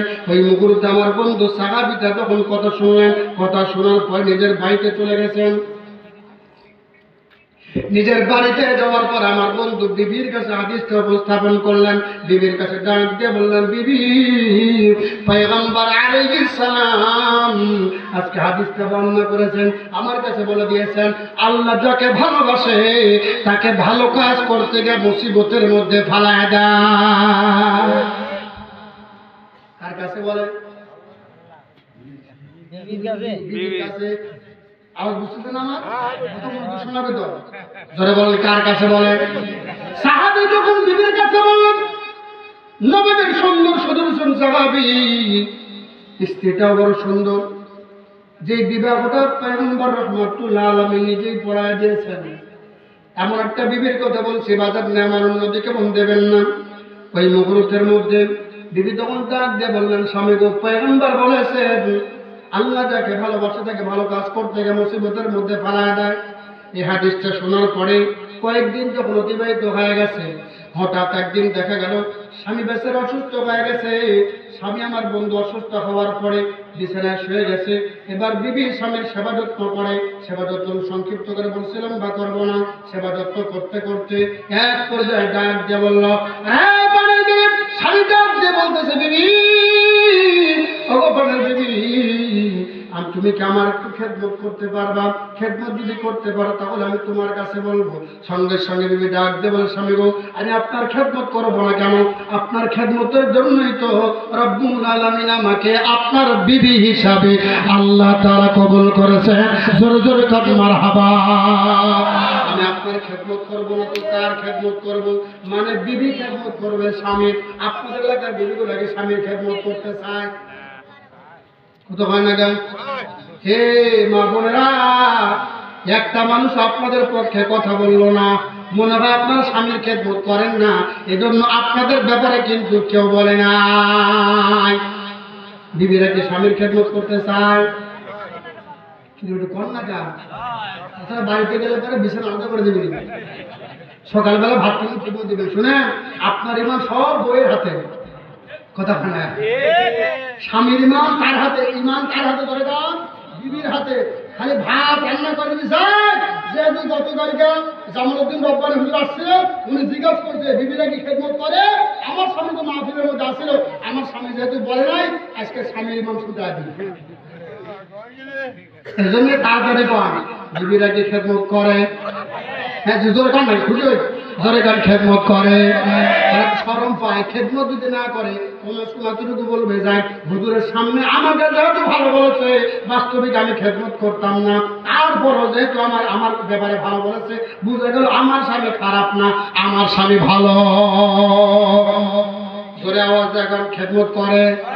ভাই এখন খুঁজে জোরে খেদমত করে। রাইট, শোনা যাচ্ছে। আপনাদের ব্যাপারে কিন্তু এলাকার স্বামীগুলো বলে দিল বিবিরা খেদমত করে। খবরদার মনে রাখবেন, স্বামী ছাড়া জনগণের খেদমত করতে চান না। এলাকার কিন্তু এমন মহিলা আছে যে মহিলা স্বামীর খেদমত বাদ দিয়া জনগণের খেদমত করতে চায়। আছে না? এরকম আছে। এই যে কাপুরুষ, তোর বউ কি করে তোর খেদমত করতে পারে না, ও জনগণের খেদমত করবে কেমনে আমার বুঝে আসে না। এমন বড় মহিলা যদি থাকে, যে মহিলা স্বামী থাকা অবস্থায় জনগণের খেদমত করতে চায়, আপনি যাচাই করে দেখবেন ও স্বামীর খেদমত জীবনেও করে না। ঠিক কিনা জায়গা? যেই মহিলা দিয়ে আপনার জনগণের খেদমত করাবার চান, ভবিষ্যতে আপনার দেখবেন আপনার ওই বউ আর আপনার নাই জনপ্রিয় হয়ে গেছে। দেখেন ভালো করে, আমি তো দেখছি আমার জায়গার কথা বলছি। এক স্বামী বলেছিল আমি জনগণের খেদমত করবো, আমাকে সুযোগ দাও। স্বামী বলছে না, দেওয়া যাবে না। বউ বলছে পুরো দিল তোমার 14 তালাক দিয়ে দিচ্ছে। কি অবস্থা রে বাবা, এ কেমন জামানা, সত্য বলা যায় না, না বলিলেও ইমান থাকে না। কথা বললে কিন্তু আমার বন্ধু লম্বা হয়ে যাবে। আমার বন্ধু সময় সামনের দিকে সঙ্গে সঙ্গে স্বামী যখন অসুস্থ হয়ে গেছে, বিবি সাহাবিয়া সঙ্গে সঙ্গে স্বামীকে ডাক দিয়ে বলে, স্বামীগণ আমি আপনার খেদমত করবো না তো কার খেদমত করবো? আপনার খেদমতের জন্যই তো রব্বুল আলামিন আমাকে নিযুক্ত করেছেন, আপনার বিবি হিসাবে আমাকে কবুল করে দিয়েছেন। ওই মুহূর্তের মধ্যে স্বামী তখন ডাক দিয়ে বলে, বিবি তাহলে তুমি আমার জন্য একটু পানি নিয়ে এসে দাও, আমার পানির বড় পিপাসা লাগছে, তুমি আমার জন্য পানির ব্যবস্থা করতে পারবা? এখন তো আমার বন্ধু পানি পাওয়া যায়, আগের জামানা মক্কা মদিনায় কিন্তু অনেক দূরে পানি ছিল, একটা দুইটা গ্রাম মিলে একটা কূপ ছিল, ওই কূপ থেকে পানি নিয়ে আসা লাগতো, এত দূরে কিন্তু পানি ছিল। যেমন বর্তমান যেমন আপনি পরশা এলাকার দিকে যাবেন, বাংলাদেশের কথাই বলছি, সেখানেও কিন্তু পানির বড় অভাব। হ্যাঁ মুসলমান, ওই জামানায় তো পানির বড় অভাব ছিল। মধ্যে স্বামী যখন বলেন, তিনি তখন ডাক দিয়ে বলে, স্বামী গো অবশ্যই অবশ্যই আপনার পানির জন্য আমি একটু ব্যবস্থা করি। আমার বন্ধু স্বামীর পানির ব্যবস্থার জন্য নিজের বাড়ি থেকে চামড়ার বস্ত্র বের করে স্বামীকে পানি পান করাইবার জন্য বাইরে চলে গেছে। অনেক দূর পর্যন্ত চলে গেছে বন্ধুরে, অনেক দূর পর্যন্ত যাওয়ার পরে সেখান থেকে যখন পানি নিয়ে আসলো, লম্বা করছি না, সংক্ষিপ্ত করে বলছি, এবার পানি যখন নিয়ে আসছে, পানি নিয়ে আসার পরে দেখে স্বামী ঘুমায় গেছে, স্বামী ঘুমায় গেছে। মা বোনদেরকে বলি, মা কথাটা একটু দিল দেওয়া শোনেন। এবার যখন লক্ষ্য করিয়া দেখি স্বামী ঘুমায় গেছে, আর ঘরের ভিতরে কোনো আওয়াজ করে না, পায়ের কোনো আওয়াজ দেয় না, কিন্তু দেখে গেল একটা কথা যখন রূপের ভিতরে দিয়েছে, স্বামীকে ঘুমানো দেখিয়া ওই জায়গার মধ্যে বসবে ভাব, এখনো পর্যন্ত বসে নাই। লক্ষ্য করে দেখে স্বামীর দুইটা চক্ষু মিলিয়া বিবির দিকে তাকায়, ডাক দিয়ে বলে, বিবি এতক্ষণ হলে তুমি দাঁড়ায় রয়েছ পানি লইয়া, তুমি তো পানি নিয়ে এসে আমাকে ডাক দিলেই না পারতা, এতক্ষণ হলে তুমি দাঁড়ায় কষ্ট করলা কেন? স্বামী ডাক দিয়ে বলতেছে, বিবি রে এত কষ্ট করার প্রয়োজন কি ছিল, আমার রাখতেই পারতা। তেমন ডাক দিয়ে বলে, স্বামী গো আমি কিন্তু পানির সময় হলে নিয়ে আসি নাই, আমি পানি নিয়ে আসছি মাত্র, আমি পানি নিয়ে আসি আর রুমের মধ্যে কদমটা দিয়েছি, আর আপনি ঘুম থেকে জাগ্রত হয়েছেন। আমার বড় বড় ভয় হইতেছে, আমার পায়ের আওয়াজের কারণ আপনার ঘুমটা ভাঙে গেছে। ঘুম যদি ভেঙে যায় আপনি আমার ক্ষমা করে দিয়েন গো স্বামী, আপনার ঘুম নষ্ট করলাম, কিয়ামতের আদালতে আল্লাহর দরবারে যদি আপনি বিচার দিয়ে দেন, আমি বিবি কোনোদিন মাপ পাবো না। আমার বন্ধুর এই মুহূর্তের মধ্যে বিবির কথা শুনে স্বামীর চুলটা পড়ে গেছে। পড়ে গেছে। এবার আবার বন্ধু বিবি যখন স্বামীর কাছে চলে গেছে, স্বামী তো নবীর সাহাবী, বিবি কিন্তু নবীর সাহাবিয়া। আমার বন্ধু যখন স্বামীর কাছে চলে যায়, স্বামীর মাথা নিচে হাত বুলায়া আমার বন্ধু স্বামীকে বসায়া নিজে হাতে যখন আবার বন্ধু পানি পান করাইতেছে, ওই পানি পান যখন করায়, পানি পান করার সঙ্গে সঙ্গে পানিটা যখন ভিতরে গেছে, দোয়া পড়িয়া পানি পান করছে আর করাইছে, সঙ্গে সঙ্গে রোগ অর্ধেক ভালো হয়ে গেছে। জোরে জোরে বলেন মারহাবা। স্বামী তার ডাক দিয়ে বলেন, তুমি কোন জায়গার পানি পান করে একটু বলো দেখি। আমি তো প্রতিদিন পানি পান করি, কিন্তু এত সুন্দর লাগে না। বিবি রে বলো দেখি কোথাকার তুমি পানি নিয়ে আসলাম। সঙ্গে সঙ্গে বিবি তখন ডাক দিয়ে বলে, স্বামী গো, আপনি প্রতিদিন যেই কূপ থেকে পানি উঠায় নিয়ে আসেন, আমিও তো আজকেও সেই কূপ থেকে পানি উঠায় নিয়ে আসছি। ভগবানের স্বামী, আপনার তো ভালো লাগার কারণটা কি? স্বামী এবার ডাক দিয়ে বলে, বিবি রে, আমার তো মনে হয় জীবনেও করে এত সুন্দর পানি আমি পান করি নাই। বিবি তখন ডাক দিয়ে বলে, স্বামী না না, প্রতিদিন আপনার যে কূপের পানি পান করেন সেই কূপ থেকেই কিন্তু আপনার পানি পান করানো হলো, নতুন কোন জায়গার পানি আমি নিয়ে আসি নাই। স্বামী এবার ডাক দিয়ে বলে, বিবি পানির মধ্যে কি কোনো কিছু মিশ্রিত করেছো? বিবি তখন ডাক দিয়ে বলে, স্বামী গো, না না, কোনো কিছু মিশ্রিত করি নাই। ওই মুহূর্তের মধ্যে স্বামী তখন ডাক দিয়ে বলে, বিবি তাহলে বলো দেখি এত সুন্দর সুস্বাদু লাগার কারণটা কি? বিবি এবার ডাক দিয়ে বলে, স্বামী গো, আপনার দিলের ভিতরে শান্তি, এই জন্য পানিটা আপনার ভালো লাগছে। দিলে যদি শান্তি না থাকে, দুনিয়ার কোনো কিছুই ভালো লাগবে না। সঙ্গে সঙ্গে স্বামী তখন ডাক দিয়ে বলে, বিবি আজকাল পানি পান করিয়া আমার দিল ঠান্ডা হয়ে গেছে, আমার মন খুশি হয়ে গেছে, আমার প্রাণে শান্তি আসছে। বিবি গো, বলো দেখি তুমি কি চাও?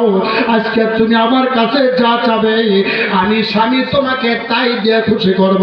আমার দিল তুমি শান্তি করেছো, মন খুশি করেছো, আমিও তোমার মনটা খুশি করিয়া, আমার বাড়িতে কোনো কিছুর অভাব নাই, রাজপ্রাসাদ চোখ অনেক কিছুই রয়েছে, এই সব কিছু তোমার জন্য দিয়ে দেব। বিবি গো, তুমি আমার কাছে আজকে যা চাবে, আমি তোমাকে তাই দিয়ে খুশি করব। বলো বিবি, বলো তুমি কি চাও? তুমি আমার কাছে কি চাও একটু বলো। সঙ্গে সঙ্গে বিবি তখন ডাক দিয়ে বলে, স্বামী গো, আমি যা চাবো আপনাকে আমারে তাই দেবেন। স্বামী এবার ডাক দিয়ে বলে, হ্যাঁ তুমি যা চাবে তোমারে তাই দেওয়া হবে। বিবি এবার ডাক দিয়ে বলে, স্বামী গো, আমি কিন্তু বহুদিন থেকে আমার দিলের ভিতরে একটা ইচ্ছা ছিল, দিলের ভিতরে একটা চাহিদা ছিল, তামান্না ছিল, আকাঙ্ক্ষা ছিল, আমি সেই জিনিসটা চাওয়ার জন্য অনেকদিন আগ থেকে আমি চাইতেছিলাম, কিন্তু কোনোদিন বলতে পারি নাই। স্বামী আমার, আপনি যদি আমাকে নির্ভয় করেন, আমি তাহলে এই আশাটা চাইতে পারি। সঙ্গে সঙ্গে স্বামী ডাক দিয়ে বলে, বিবি এতদিন তুমি বলো নাই কেন? বলো দেখি তুমি কি চাও, বলো দেখি তোমার আশাটা পূরণ করা হবে। সঙ্গে সঙ্গে তখন ডাক দিয়ে বলে, স্বামী গো, আমার আশাটা কিন্তু আপনি পূরণ করতে পারবেন না, আমি যা চাবো আপনি কিন্তু তাই দিতে পারবেন না। স্বামী এবার ডাক দিয়ে বলে, বিবি তুমি যা চাবে তোমার তাই দিয়ে খুশি করবে, একটু বলো। সঙ্গে সঙ্গে বলতেছেন, স্বামী আমার, আপনি তাহলে আমার কাছে ওয়াদা দেন, আমি যা চাবো আপনি তাই দিবেন। স্বামী এবার ডাক দিয়ে বলে, বিবি ঠিক আছে, আমি তোমার কাছে ওয়াদা দিলাম, যাও তুমি যা চাবে তোমার আশাটা পূরণ করা হবে, তোমার চাহিদা পূরণ করা হবে, তুমি চাও দেখি তোমার আশা পূরণ করে দেবো। বিবি এইবার ডাক দিয়ে বলে, স্বামী গো, আমি কিন্তু আবারও বলছি, আমি যা চাবো আপনি কিন্তু তাই দিবেন না। স্বামী এবার ডাক দেবো, আমার সাধ্যের মধ্যে বলে দিয়ে দেবো। বিবি এইবার ডাক দিয়ে বলে, হ্যাঁ আপনার সাধ্য রয়েছে, আপনি দিলে পরে পারবেন, কিন্তু আপনি দিবেন না। সঙ্গে সঙ্গে স্বামী ডাক দেবো, হ্যাঁ আমার সাধ্যের মধ্যে বলে আমি দিয়ে দেবো, আমার যতই কষ্ট হোক না কেন, আমি ওয়াদা করছি, আমি নবীর সাহাবী হইয়া ওয়াদা করতেছি, আজকে বিবি তুমি আমার কাছে যা চাবে আমি তোমার তাই দিয়ে খুশি করবো। সঙ্গে সঙ্গে স্বামী তখন ডাক দিয়ে বলে, বিবি রে তুমি তাড়াতাড়ি একটু বলো না কেন, তুমি আমার কাছে কি চাইতে চাও? ওই মুহূর্তের মধ্যে বিবি তখন ডাক দিয়ে বলে, হ্যাঁ বলেন স্বামী আমার মনের চাহিদা আপনি যদি খুশি করতে পারেন, তাহলে বুঝবো আপনার ওয়াদা ঠিক রাখতেছেন। প্রাণের স্বামী গো, আপনি আমার মনের আশাটা পূরণ করে দেবেন। আমার দিলের তামান্না ছিল, আমার দিলের চাহিদা ছিল, আমার দিলের চাহিদা ভগবানের স্বামী আমার দেখে আপনি পূরণ করতে পারেন কিনা। আমার দিলের তামান্না হলো, আমার মনের আশাটা হলো, আপনি আমারে তালাক দিয়া দেন। কি চাই? সবাই কারণে কি বলতেছেন না কেন? বউ তালাক খাওয়া যাবে সেই ভাই জোরে কর না, কি চায়? হ্যাঁ, খালি তালাক করলে কি তালাক খাওয়া যাবে? যদি আপনার তারা আমার বউ তালাক দিয়ে দিতে পারেন, হ্যাঁ জোরে কর কি চায়? হ্যাঁ, এবার বলেন তো দেখি ভাই, যেহেতু নবীদের সাহাবিয়া, আমার বন্ধুরে সাহাবিয়া, সুন্দরী সাহাবিয়া, এমন ভালো বউকে কেউ কি কোনোদিন তালাক দিবার চায়? জোরে কানাকে তালাক দেবার চায়? কোন সুন্দর স্ত্রীকে কেউ তালাক দেবার চাবে না। এবার নবীদের সাহাবিয়া সুন্দর রমণী হওয়ার কারণে তালাক দেবার চায় না। এবার স্বামীকে বিবি ডাক দেয়া বলে, ভগবানের বিবি, আপনি না বললেন, আপনি না বলে ডাক দেয়া বলে, বিবি রে তুমি কি চাইছো গো বিবি? তুমি আমার কাছে এমন একটা জিনিস চাইলা, এটা দেওয়া তো আমার জন্য কঠিন। বিবি এবার ডাক দেয়া বলে, স্বামী গো আপনি তো নিজেই বলেছেন যা চাবে তাই দেওয়া হবে, সুতরাং আমার দিলের চাওয়া দিলের তামান্না, আপনি আমার তালাক দেয়া যান। স্বামী এবার ডাক দিয়ে বলে, বিবি তুমি কি আমার কাছে রসিকতা করতেছো? এটাকে মনের কথা না মুখের কথা? ডাক দিয়ে বলে, স্বামী গো আমি কিন্তু নবীর সাহাবিয়া, আমি কোনোদিন মিথ্যা বলতে পারি না, আমি সত্যই বলতেছি, আমার দিলের তামান্না আপনি আমার তালাক দেয়া দেন। এবার স্বামী ডাক দিয়ে বলে, বিবি রে তোমার মতো বিবিকে তালাক দিয়ে আমি আর কেমনে দুনিয়া থাকবো? আমি দুনিয়ায় বেঁচে থেকে লাভ কি? এটা তো আমার পক্ষে সম্ভব নয়। বিবি একবার ডাক দিয়ে বলে, স্বামী গো তালাক যদি না দেন, আপনি ওয়াদা দিয়েছেন, আপনি নবীর সাহাবী, আপনি কিন্তু ওয়াদা ভঙ্গকারী সাহাবী, আমি কিন্তু নবীর কাছে গিয়ে বিচার দেব, নবীর কাছে গিয়ে নালিশ দেব, আপনার ওয়াদা ঠিক রাখতে হলে আপনার তালাক দেওয়া লাগবে। আমার বন্ধুর এবার সাহাবী চিন্তা করলো, তালাক যদি না দেই ওয়াদা ঠিক ওয়াদা রক্ষা হবে না, আর তালাক যদি দেই সুন্দরী বউ রাখতে পারবো না। বিপদ হয়েছে কি হয় নাই? ধরে কয়েকটা হয়েছে কি হয় নাই? আমার বন্ধু এবার বিবির স্বামী কি করবে চিন্তা করে গেছে। আমার বন্ধু ভালো বউকে কিন্তু কেউ তালাক দিবার চায় না। আমার বন্ধু এবার আপনাদের বউকে তালাক দিবার চান? কেউ কানে রে বা, এই সব দিকে কিন্তু কেউ কানে না। বিবিরা মনে বড় কষ্ট দেয়। উল্লাপাড়া এই যাবার নাম কি, রাজমান আমতলা এলাকা মা বোনেরা, আপনারা মনে হয় স্বামীর খেদমত ভালো করেন না। স্বামীরা আপনাদের ব্যাপারে কেন আপনাদের পক্ষে সাক্ষী দিচ্ছে না? কারণটা কি? আওয়াজ বের হয় না কেন? বলেন তো দেখি, আপনাদের বউকে কি তালাক দিবেন? জোরে কন্যাকে তালাক দিবেন? বউ তালাক দিবে না কারা? ভালো বউ পাইছে না, ঠিক কিনা জোরে বল? যার বউ খারাপ ওই বউকে কিন্তু রাখতে চায় না। এখন চিন্তা করতেছি, আমি যদি তালাক দিবার চাই সবগুলো কাবিনের টাকা তো আমাকে দেওয়া লাগবে। এই ভয়ে কষ্ট করে হলেও ওই আজের মার্কে বউকে নিয়ে ঘর সংসার করে, ঠিক কি না জোরে কার? বউ যদি ভালো হয় তালাক দিবার চায় না। এবার বলেন তো আপনাদের বউ ভালো না খারাপ? সবাই কয় না? জোরে আওয়াজ দিয়ে কন, ভালো না খারাপ? কার কার বউ ভালো দেখে হাত দেখান। খালি আস্তে আস্তে হাত দেখেছে রে বা, কার বউ ভালো হাত দেখান, জোরে থাকবে, লিল্লাহি থাকবে। হাত নাম, ওই যে কয়েকজন হাত দেখায়নি, আর বউ খারাপ,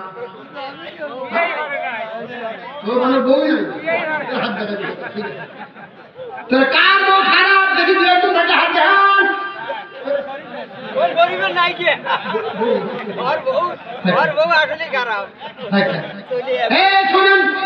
আপনারা তো দাবি করলেন আপনাদের বউ ভালো, কিন্তু দেখেন আমার বন্ধুদের দড়ি লাগে দেওয়া লাগবে, আপনাদের বাস্তব বউ ভালো না খারাপ? আমার বন্ধু তিনটা জিনিসকে কোনো ভরসা করা যাবে না। নদীর পাড়ের বাড়িকে ভরসা করা যাবে, জোরাবের যখন আপনাকে ভরসা করা যাবে। আপনাদের আওয়াজ নেই সেজন্য আমার গরম নাই, আমার নরমের দিকে এখন যাওয়া লাগবে। নদীর পাড়ের বাড়িকে কিন্তু কেউ ভরসা করে না, কারণ বাড়িটা কখন ভাঙে যাবে কোনো ভরসা নাই। নদীর পাড়ের বাড়িকে ভরসা করা যায় না। 1 নম্বর নদীর পাড়ের বাড়ি, 2 নম্বর হলো ব্রেক সারা গাড়ি। গাড়ি আছে 5 কোটি টাকা দামের গাড়ি, কিন্তু গাড়ির ব্রেক নাই। ওই ব্রেক সারা গাড়িকে ভরসা করা যায়? আর জোরাবে দেখান যায়। সুন্দর গাড়ি আছে, চকচকে গাড়ি, অনেক টাকা দামের গাড়ি, ইঞ্জিনও ভালো, কিন্তু কি নাই? ব্রেক নাই। মাত্র একটা জিনিস, ব্রেক নাই। ব্রেক ছাড়া গাড়িতে কিন্তু ভরসা করা যাবে না। 1 নম্বর নদীর পাড়ের বাড়ি, 2 নম্বর ব্রেক ছাড়া গাড়ি, 3 নম্বর হলো পর্দা ছাড়া নারী। যেই মহিলা পর্দা ছাড়া থাকে ওই পর্দা ছাড়া নারীকে ভরসা করা যাবে না। ভরসা করা যাবে। যার বউ পর্দা নাই, আপনি যতই বলেন না কেন আমার বউ ভালো, ওই বউ পর্দায় থাকে না থাকে, পর্দা যদি না থাকে ভালো বললেও বিশ্বাস করা যাবে। এ কেমন জামানা সত্য বলা যায় না, না বলিলেও ইমান থাকে না। ঠিক কিনা জোরে বলেন। মাইয়া চালায় মোটর সাইকেল হইয়া ড্রাইভার, স্বামীকে পিছনে রেখে বানায় তাহার প্যাসেঞ্জার।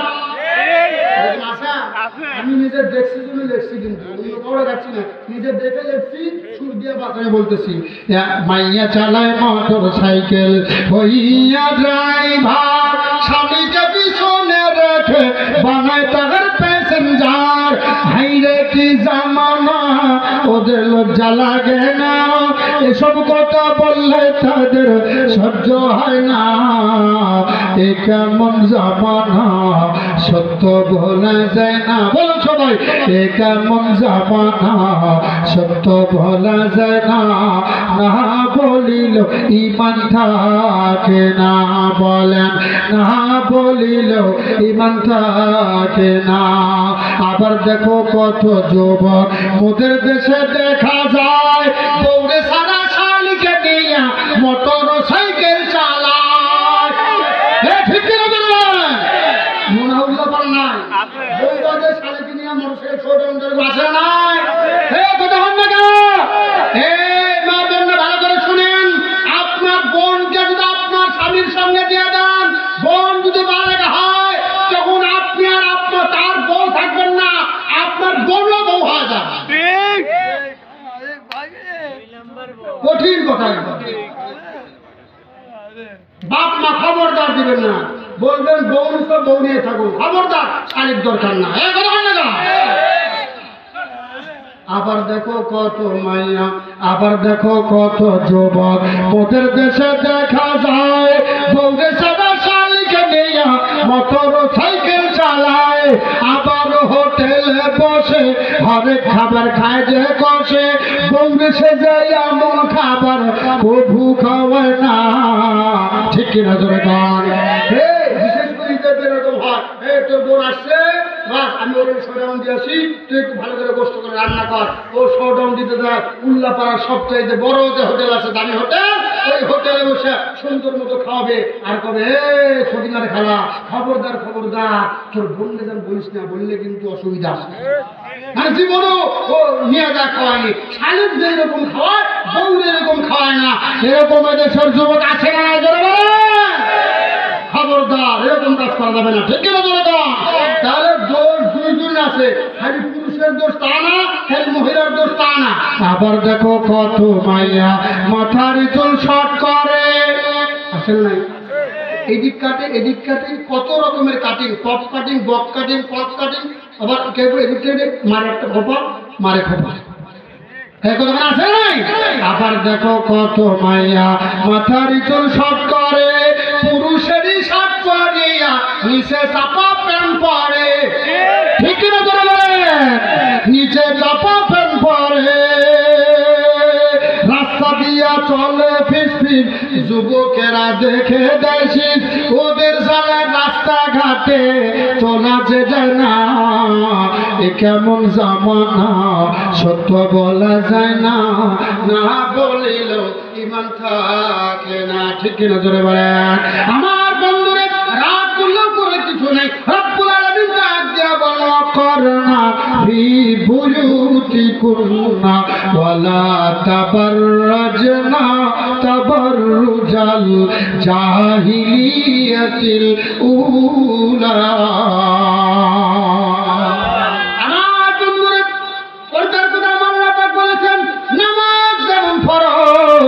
মনে রাখবেন বন্ধু, হুজুররা কিন্তু পর্দারাজ করতে বড় ভয় পায়। কেন ভয় পায়? ওর বউ মনে হয় পর্দায় থাকে না, এজন্য পর্দারাজ করতে ভয় পায়। আমাদের তো ভয় নাই, আমার স্ত্রী পর্দায় কেন? মনে রাখবেন ভাই, ওই মা পর্দায় থাকার কারণে ছোট্ট সন্তান, 5 বছরের সন্তান, ওই সন্তান পর্যন্ত মহিলা সন্তান, কন্যা সন্তান বলে আম্মু তোমার মতো আমিও পর্দায় থাকবো, বাড়ির বাহিরে যাব না। আল্লাহু আকবার বলেন। নামাজ ফরজ তো মাত্র 5 ওয়াক্ত, কয়েক তো ধরে বলেন দিনে মাত্র 5 বার নামাজ ফরজ। মহিলাদের জন্য কিন্তু মাত্র 5 বার ফরজ নামাজ। রব্বুল আলামিনের হুকুম 5 বার নামাজ ফরজ, কিন্তু পর্দার জন্য আমার বন্ধু এই শুধুমাত্র কয়েক ঘন্টা নয়, 5 বার সময় নয়, মহিলাদের জন্য 24 ঘন্টা পর্দায় থাকা ফরজ। ফরজে আইন নামাজ ফরজ সবাই মানে, পর্দা ফরজ আমরা মানতে রাজি নাই। অথচ বিশ্বনবী রাহমাতুল্লিল আলামিন আমার বন্ধু আমরা চাইতেছি আমার নবীর সুপারিশ পাইব, আমার নবীর মহব্বত আমরা চাই। কিয়ামতের ময়দানে নবীর সুপারিশ ওই সমস্ত মহিলারা পাইবে না যেই সমস্ত মহিলারা পর্দায় থাকে না। ওদের নামাজ রোজা কোনো কিছুই আল্লাহর দরবারে কবুল হবে না। কঠিন কথা, কিন্তু কঠিন কথা। আমার আপনারা একটু ভালো করে শোনেন, নামাজ তো আপনি পড়েন কিন্তু পর্দায় থাকেন না। এত পর্দায় থাকা ফরজ আমার আল্লাহ তাআলা বলেছেন। আপনি আপনার নবীর অনুসরণ করেন, নবীর কথা আপনি মানেন, নবীকে ভালোবাসেন। আপনাকে বললেও তো আপনি নবীকে ভালোবাসবেন, এটা স্বীকার করবেন। আমার বন্ধু লম্বা করতে পারবো না, যে জন্যই কথা বলছিলাম শুনেন।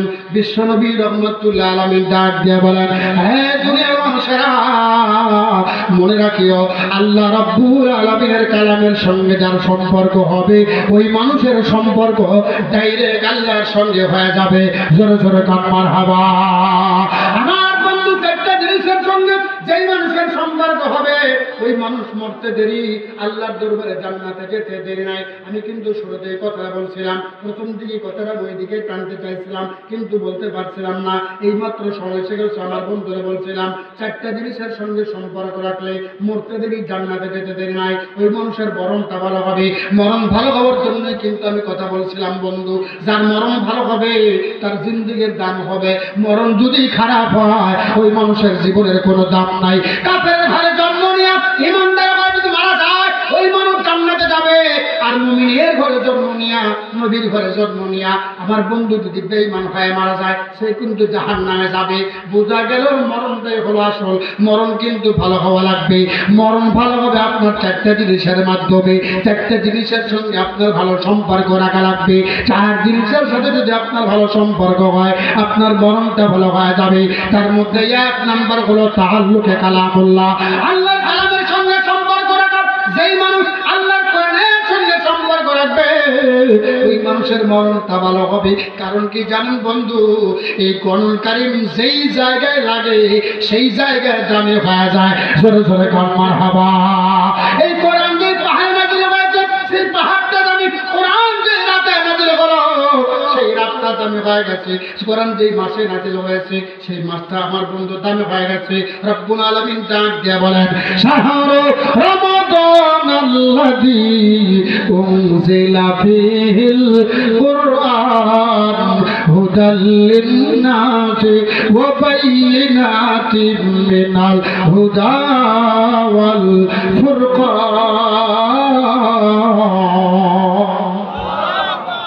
এই কথা রাখছি মনে আছে?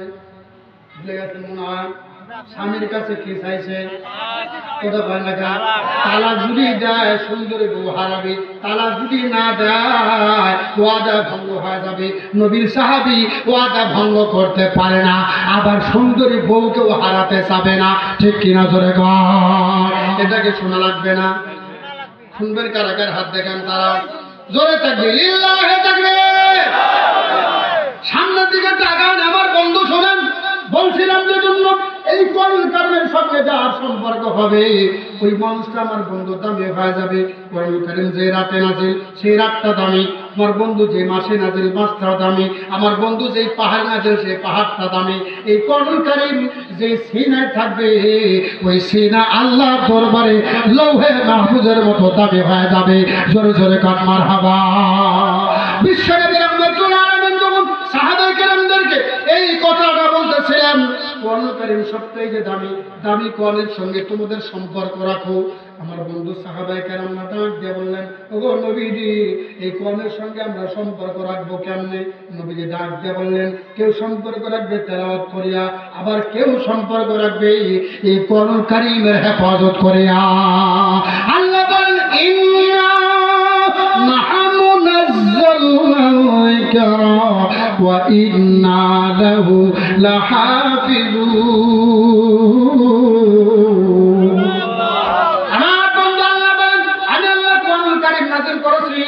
আবার এই কোরআন হেফাজতের দায়িত্ব আমি আল্লাহ নিজেই দিয়েছি। আল্লাহ তাআলাকে হাত দেয়া করবেন না, না, দুনিয়ার কিছু ভালো মানুষদেরকে আল্লাহ তাআলা বাছাই করবেন। ওই বাছাই করিয়ে করিয়া তাদের মাধ্যমে আল্লাহ রাব্বুল আলামিন এই কোরআনুল কারীমটাকে হেফাজত করবেন। নবীজি তখন ডাক দিয়ে বলল, সাহাবীরা, এই কোরআনুল কারীমকে তোমাদের হেফাজত করা লাগবে। সাহাবায়ে কেরাম ডাক দিয়ে বলে, পয়গম্বর, ও নবী, আমি কোরআনুল কারীম কেমনে হেফাজত করব? সিদ্দিক আকবর আবু বকর রাদিয়াল্লাহু তাআলা বিশ্বনবীকে ডাক দিয়ে বললেন, পয়গম্বর, এই কোরআন নাজিল হয়েছে আপনার উপরে, আপনার উপর নাজিলকৃত কোরআনটা আমার বন্ধু দিলটা নরম করে কথাগুলো শুনবেন, আর সময় লম্বা না, শেষ করে দেবে কথাটা বলে আয়। নবীজিকে এইবার ডাক দিয়ে বললেন, নবীজি, এই কোরআনুল কারীম তো নাজিল হয়েছে আপনার উপরে, এই কোরআনুল কারীম হেফাজত করবেন আল্লাহ তাআলা। এই কোরআন হেফাজতের সঙ্গে আমি আবু বকরকে দিয়ে একটু লাগানো যায়। নবীজিকে ডাক দিয়ে বললেন, পয়গম্বর, আমি যেন কিয়ামতের ময়দানে কোরআন হেফাজতকারীর তালিকায় আমার নামটা থাকে গো পয়গম্বর। নবীজি, আমাকে একটু কাজে লাগায় দেন। নবী গো, আপনার উপরে কোরআন নাজিল হয়েছে, এই কোরআনের সঙ্গে যেন আমার সম্পর্ক হয়ে যায়। আবু বকরের উপর আমার ডাক দিয়ে বল, পয়গম্বর, এই কোরআন হেফাজতের জন্য যেন আমাকে লাগানো যায়। আবু বকর কিন্তু কোরআন হেফাজত করছেন একভাবে, ওমর হেফাজত করছেন আর একভাবে, ওসমান রাদিয়াল্লাহু তাআলা হেফাজত করছেন আর একভাবে। এইরকম আমার বন্ধু এক এক পর্যায়ে এক এক সময় এক একভাবে কোরআন কারীমকে হেফাজত হয়েছে। সঙ্গে সঙ্গে সাহাবায়ে কেরামদেরকে বিশ্বনবী ডাক দিয়ে বললেন, আরে আমার সাহাবীরা, আল্লাহ রাব্বুল আলামিন কিয়ামত পর্যন্ত কোরআন কারীমকে হেফাজত করবেন। যেই সময় মানুষ কোরআন কারীমের হেফাজত করবে না, আমার আল্লাহ রাব্বুল আলামিন এই কোরআন কারীমটাকে রাখবেন না, আমার কালাম, আল্লাহর কালামটাকে রাখবেন না। আর যখন আল্লাহর কালাম থাকবে না, আমার মাবুদ মাওলা দুনিয়াটাকেও টিকায় রাখবেন না, দুনিয়াটাকে ধ্বংস করে দিবেন, মানে কিয়ামত হয়ে যাবে। সুতরাং আল্লাহর কোরআন থাকবে যতদিন, দুনিয়া থেকে থাকবে ততদিন। কোরআন যদি না থাকে, এই দুনিয়াতে আমরা থাকতে পারবো না। সবার দ্বারা কিন্তু কোরআন কারীমের হেফাজত হবে না। আবু বকর যখন নবীজিকে বললেন, নবীজি বললেন, আবু বকর, বলো দেখি আল্লাহর কালামটাকে তুমি কেমনে হেফাজত করবা? নবীজি বললেন, আবু বকর, তুমি কেমনে হেফাজত করবে একটু বলো। আবু বকর বলেন, পয়গম্বর, আমি বলতে পারবো না কিভাবে হেফাজত করা লাগবে, কারণ কোরআন নাজিল হয়েছে আপনার উপরে, আপনি ভালো জানেন। আপনি যেইভাবে বলবেন আমি আবু বকর সেইভাবেই চেষ্টা রয়েছে, আমার জীবন দিয়ে হলেও কোরআন কারীমের হেফাজত করব। সঙ্গে সঙ্গে সাহাবী আমার বন্ধু আবু বকরকে ডাক দিয়ে বললেন, আবু বকর রে, যেই সময় যে অবস্থায় আমি নবীর উপরে কোরআন কারীম নাজিল হয়, আমার কিন্তু কাতিব ওহী রয়েছে, কিছুগুলা সাহাবী রয়েছে যারা কোরআন কারীমটা লেখে। ওই কোরআন কারীমের লেখা এক এক জায়গায় গাছের মধ্যে, গাছের পাতার মধ্যে, পাথরের উপরে, চামড়ার উপরে আল্লাহর কালামটা লিপিবদ্ধ করে হেফাজত করা লাগবে। জোরে জোরে কোন মারহাবা। আবু বকর ডাক দিয়ে বললেন, ওগো পয়গম্বর, শুধুমাত্র কি এতটুকু হলেই চলবে?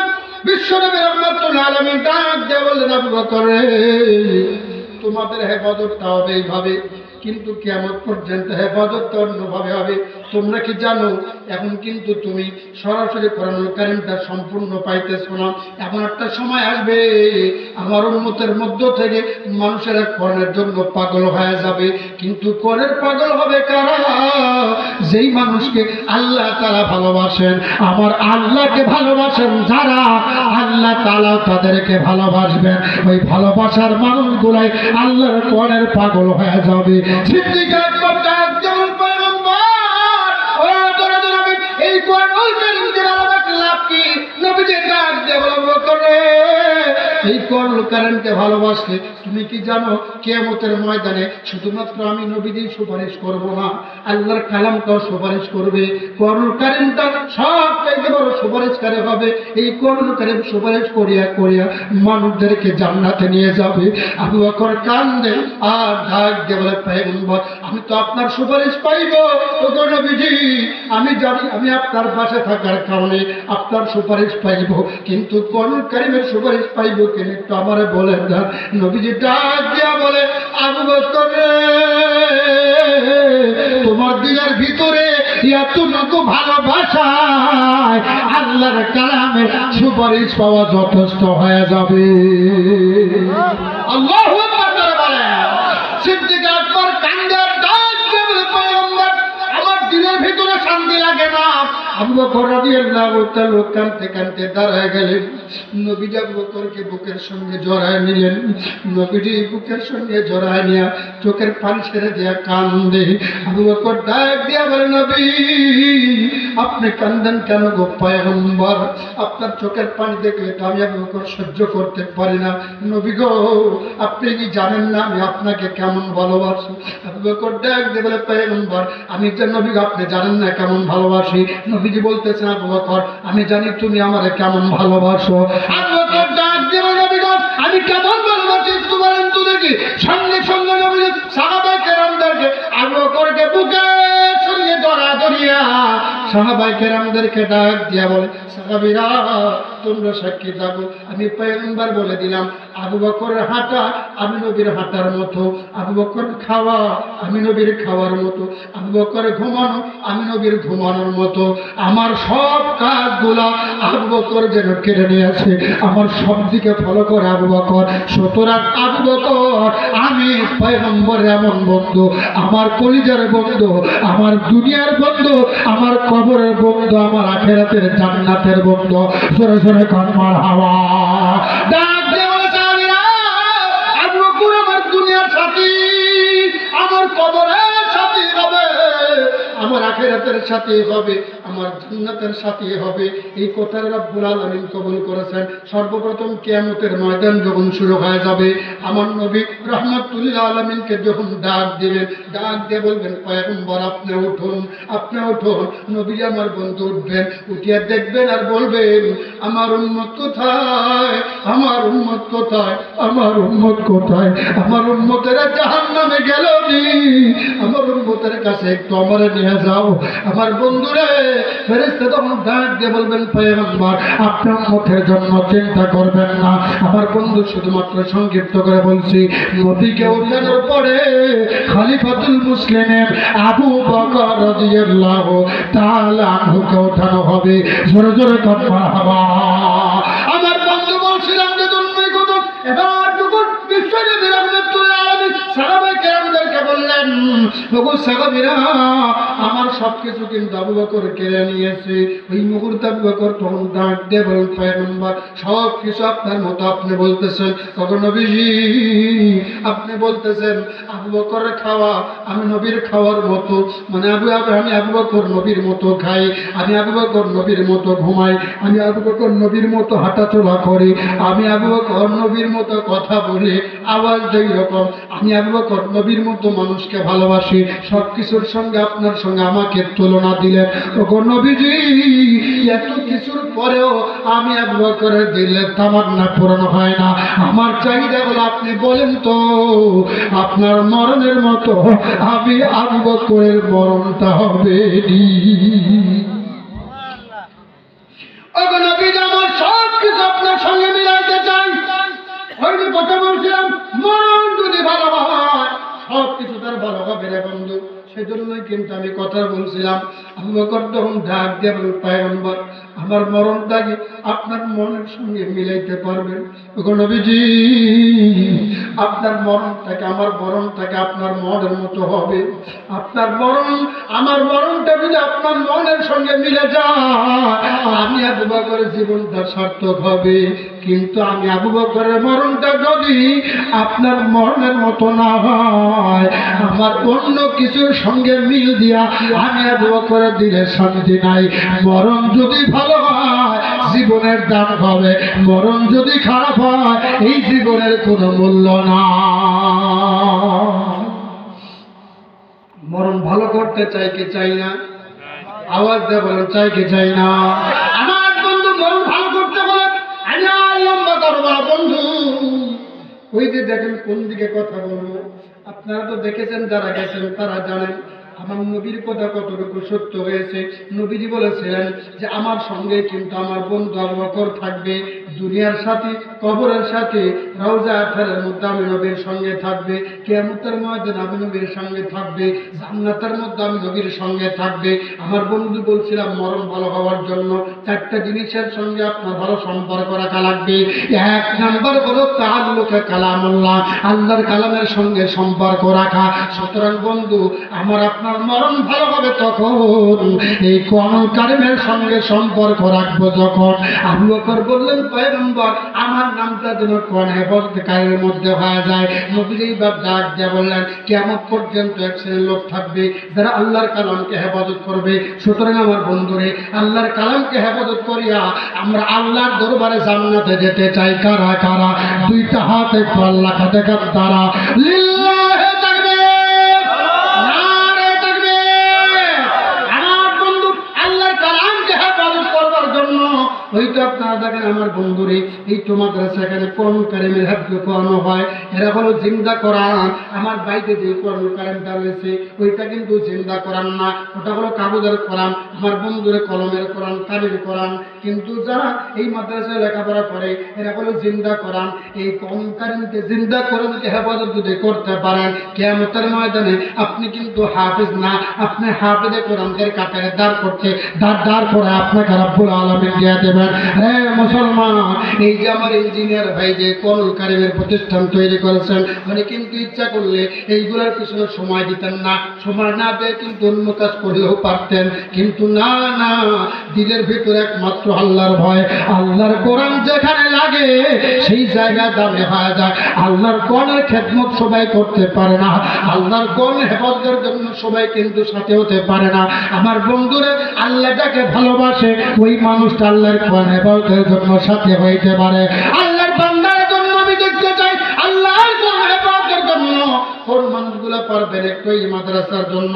আল্লাহ রাসূল বলেন তো দেখি ভাই 1000 টাকা, 2000 টাকা, 5000 টাকা, 10,000 টাকা দেওয়ার মতো কে আছেন? একটু তাড়াতাড়ি আল্লাহর রাস্তায় একটু বলেন তো দেখি, আল্লাহ কবুল করবে ইনশাআল্লাহ। মাশাআল্লাহ মাবুদ, আল্লাহ তুমি কবুল করো, আল্লাহ মুনাফা পূরণ করে দাও, আল্লাহ গগন এখানে মাফ করে দাও।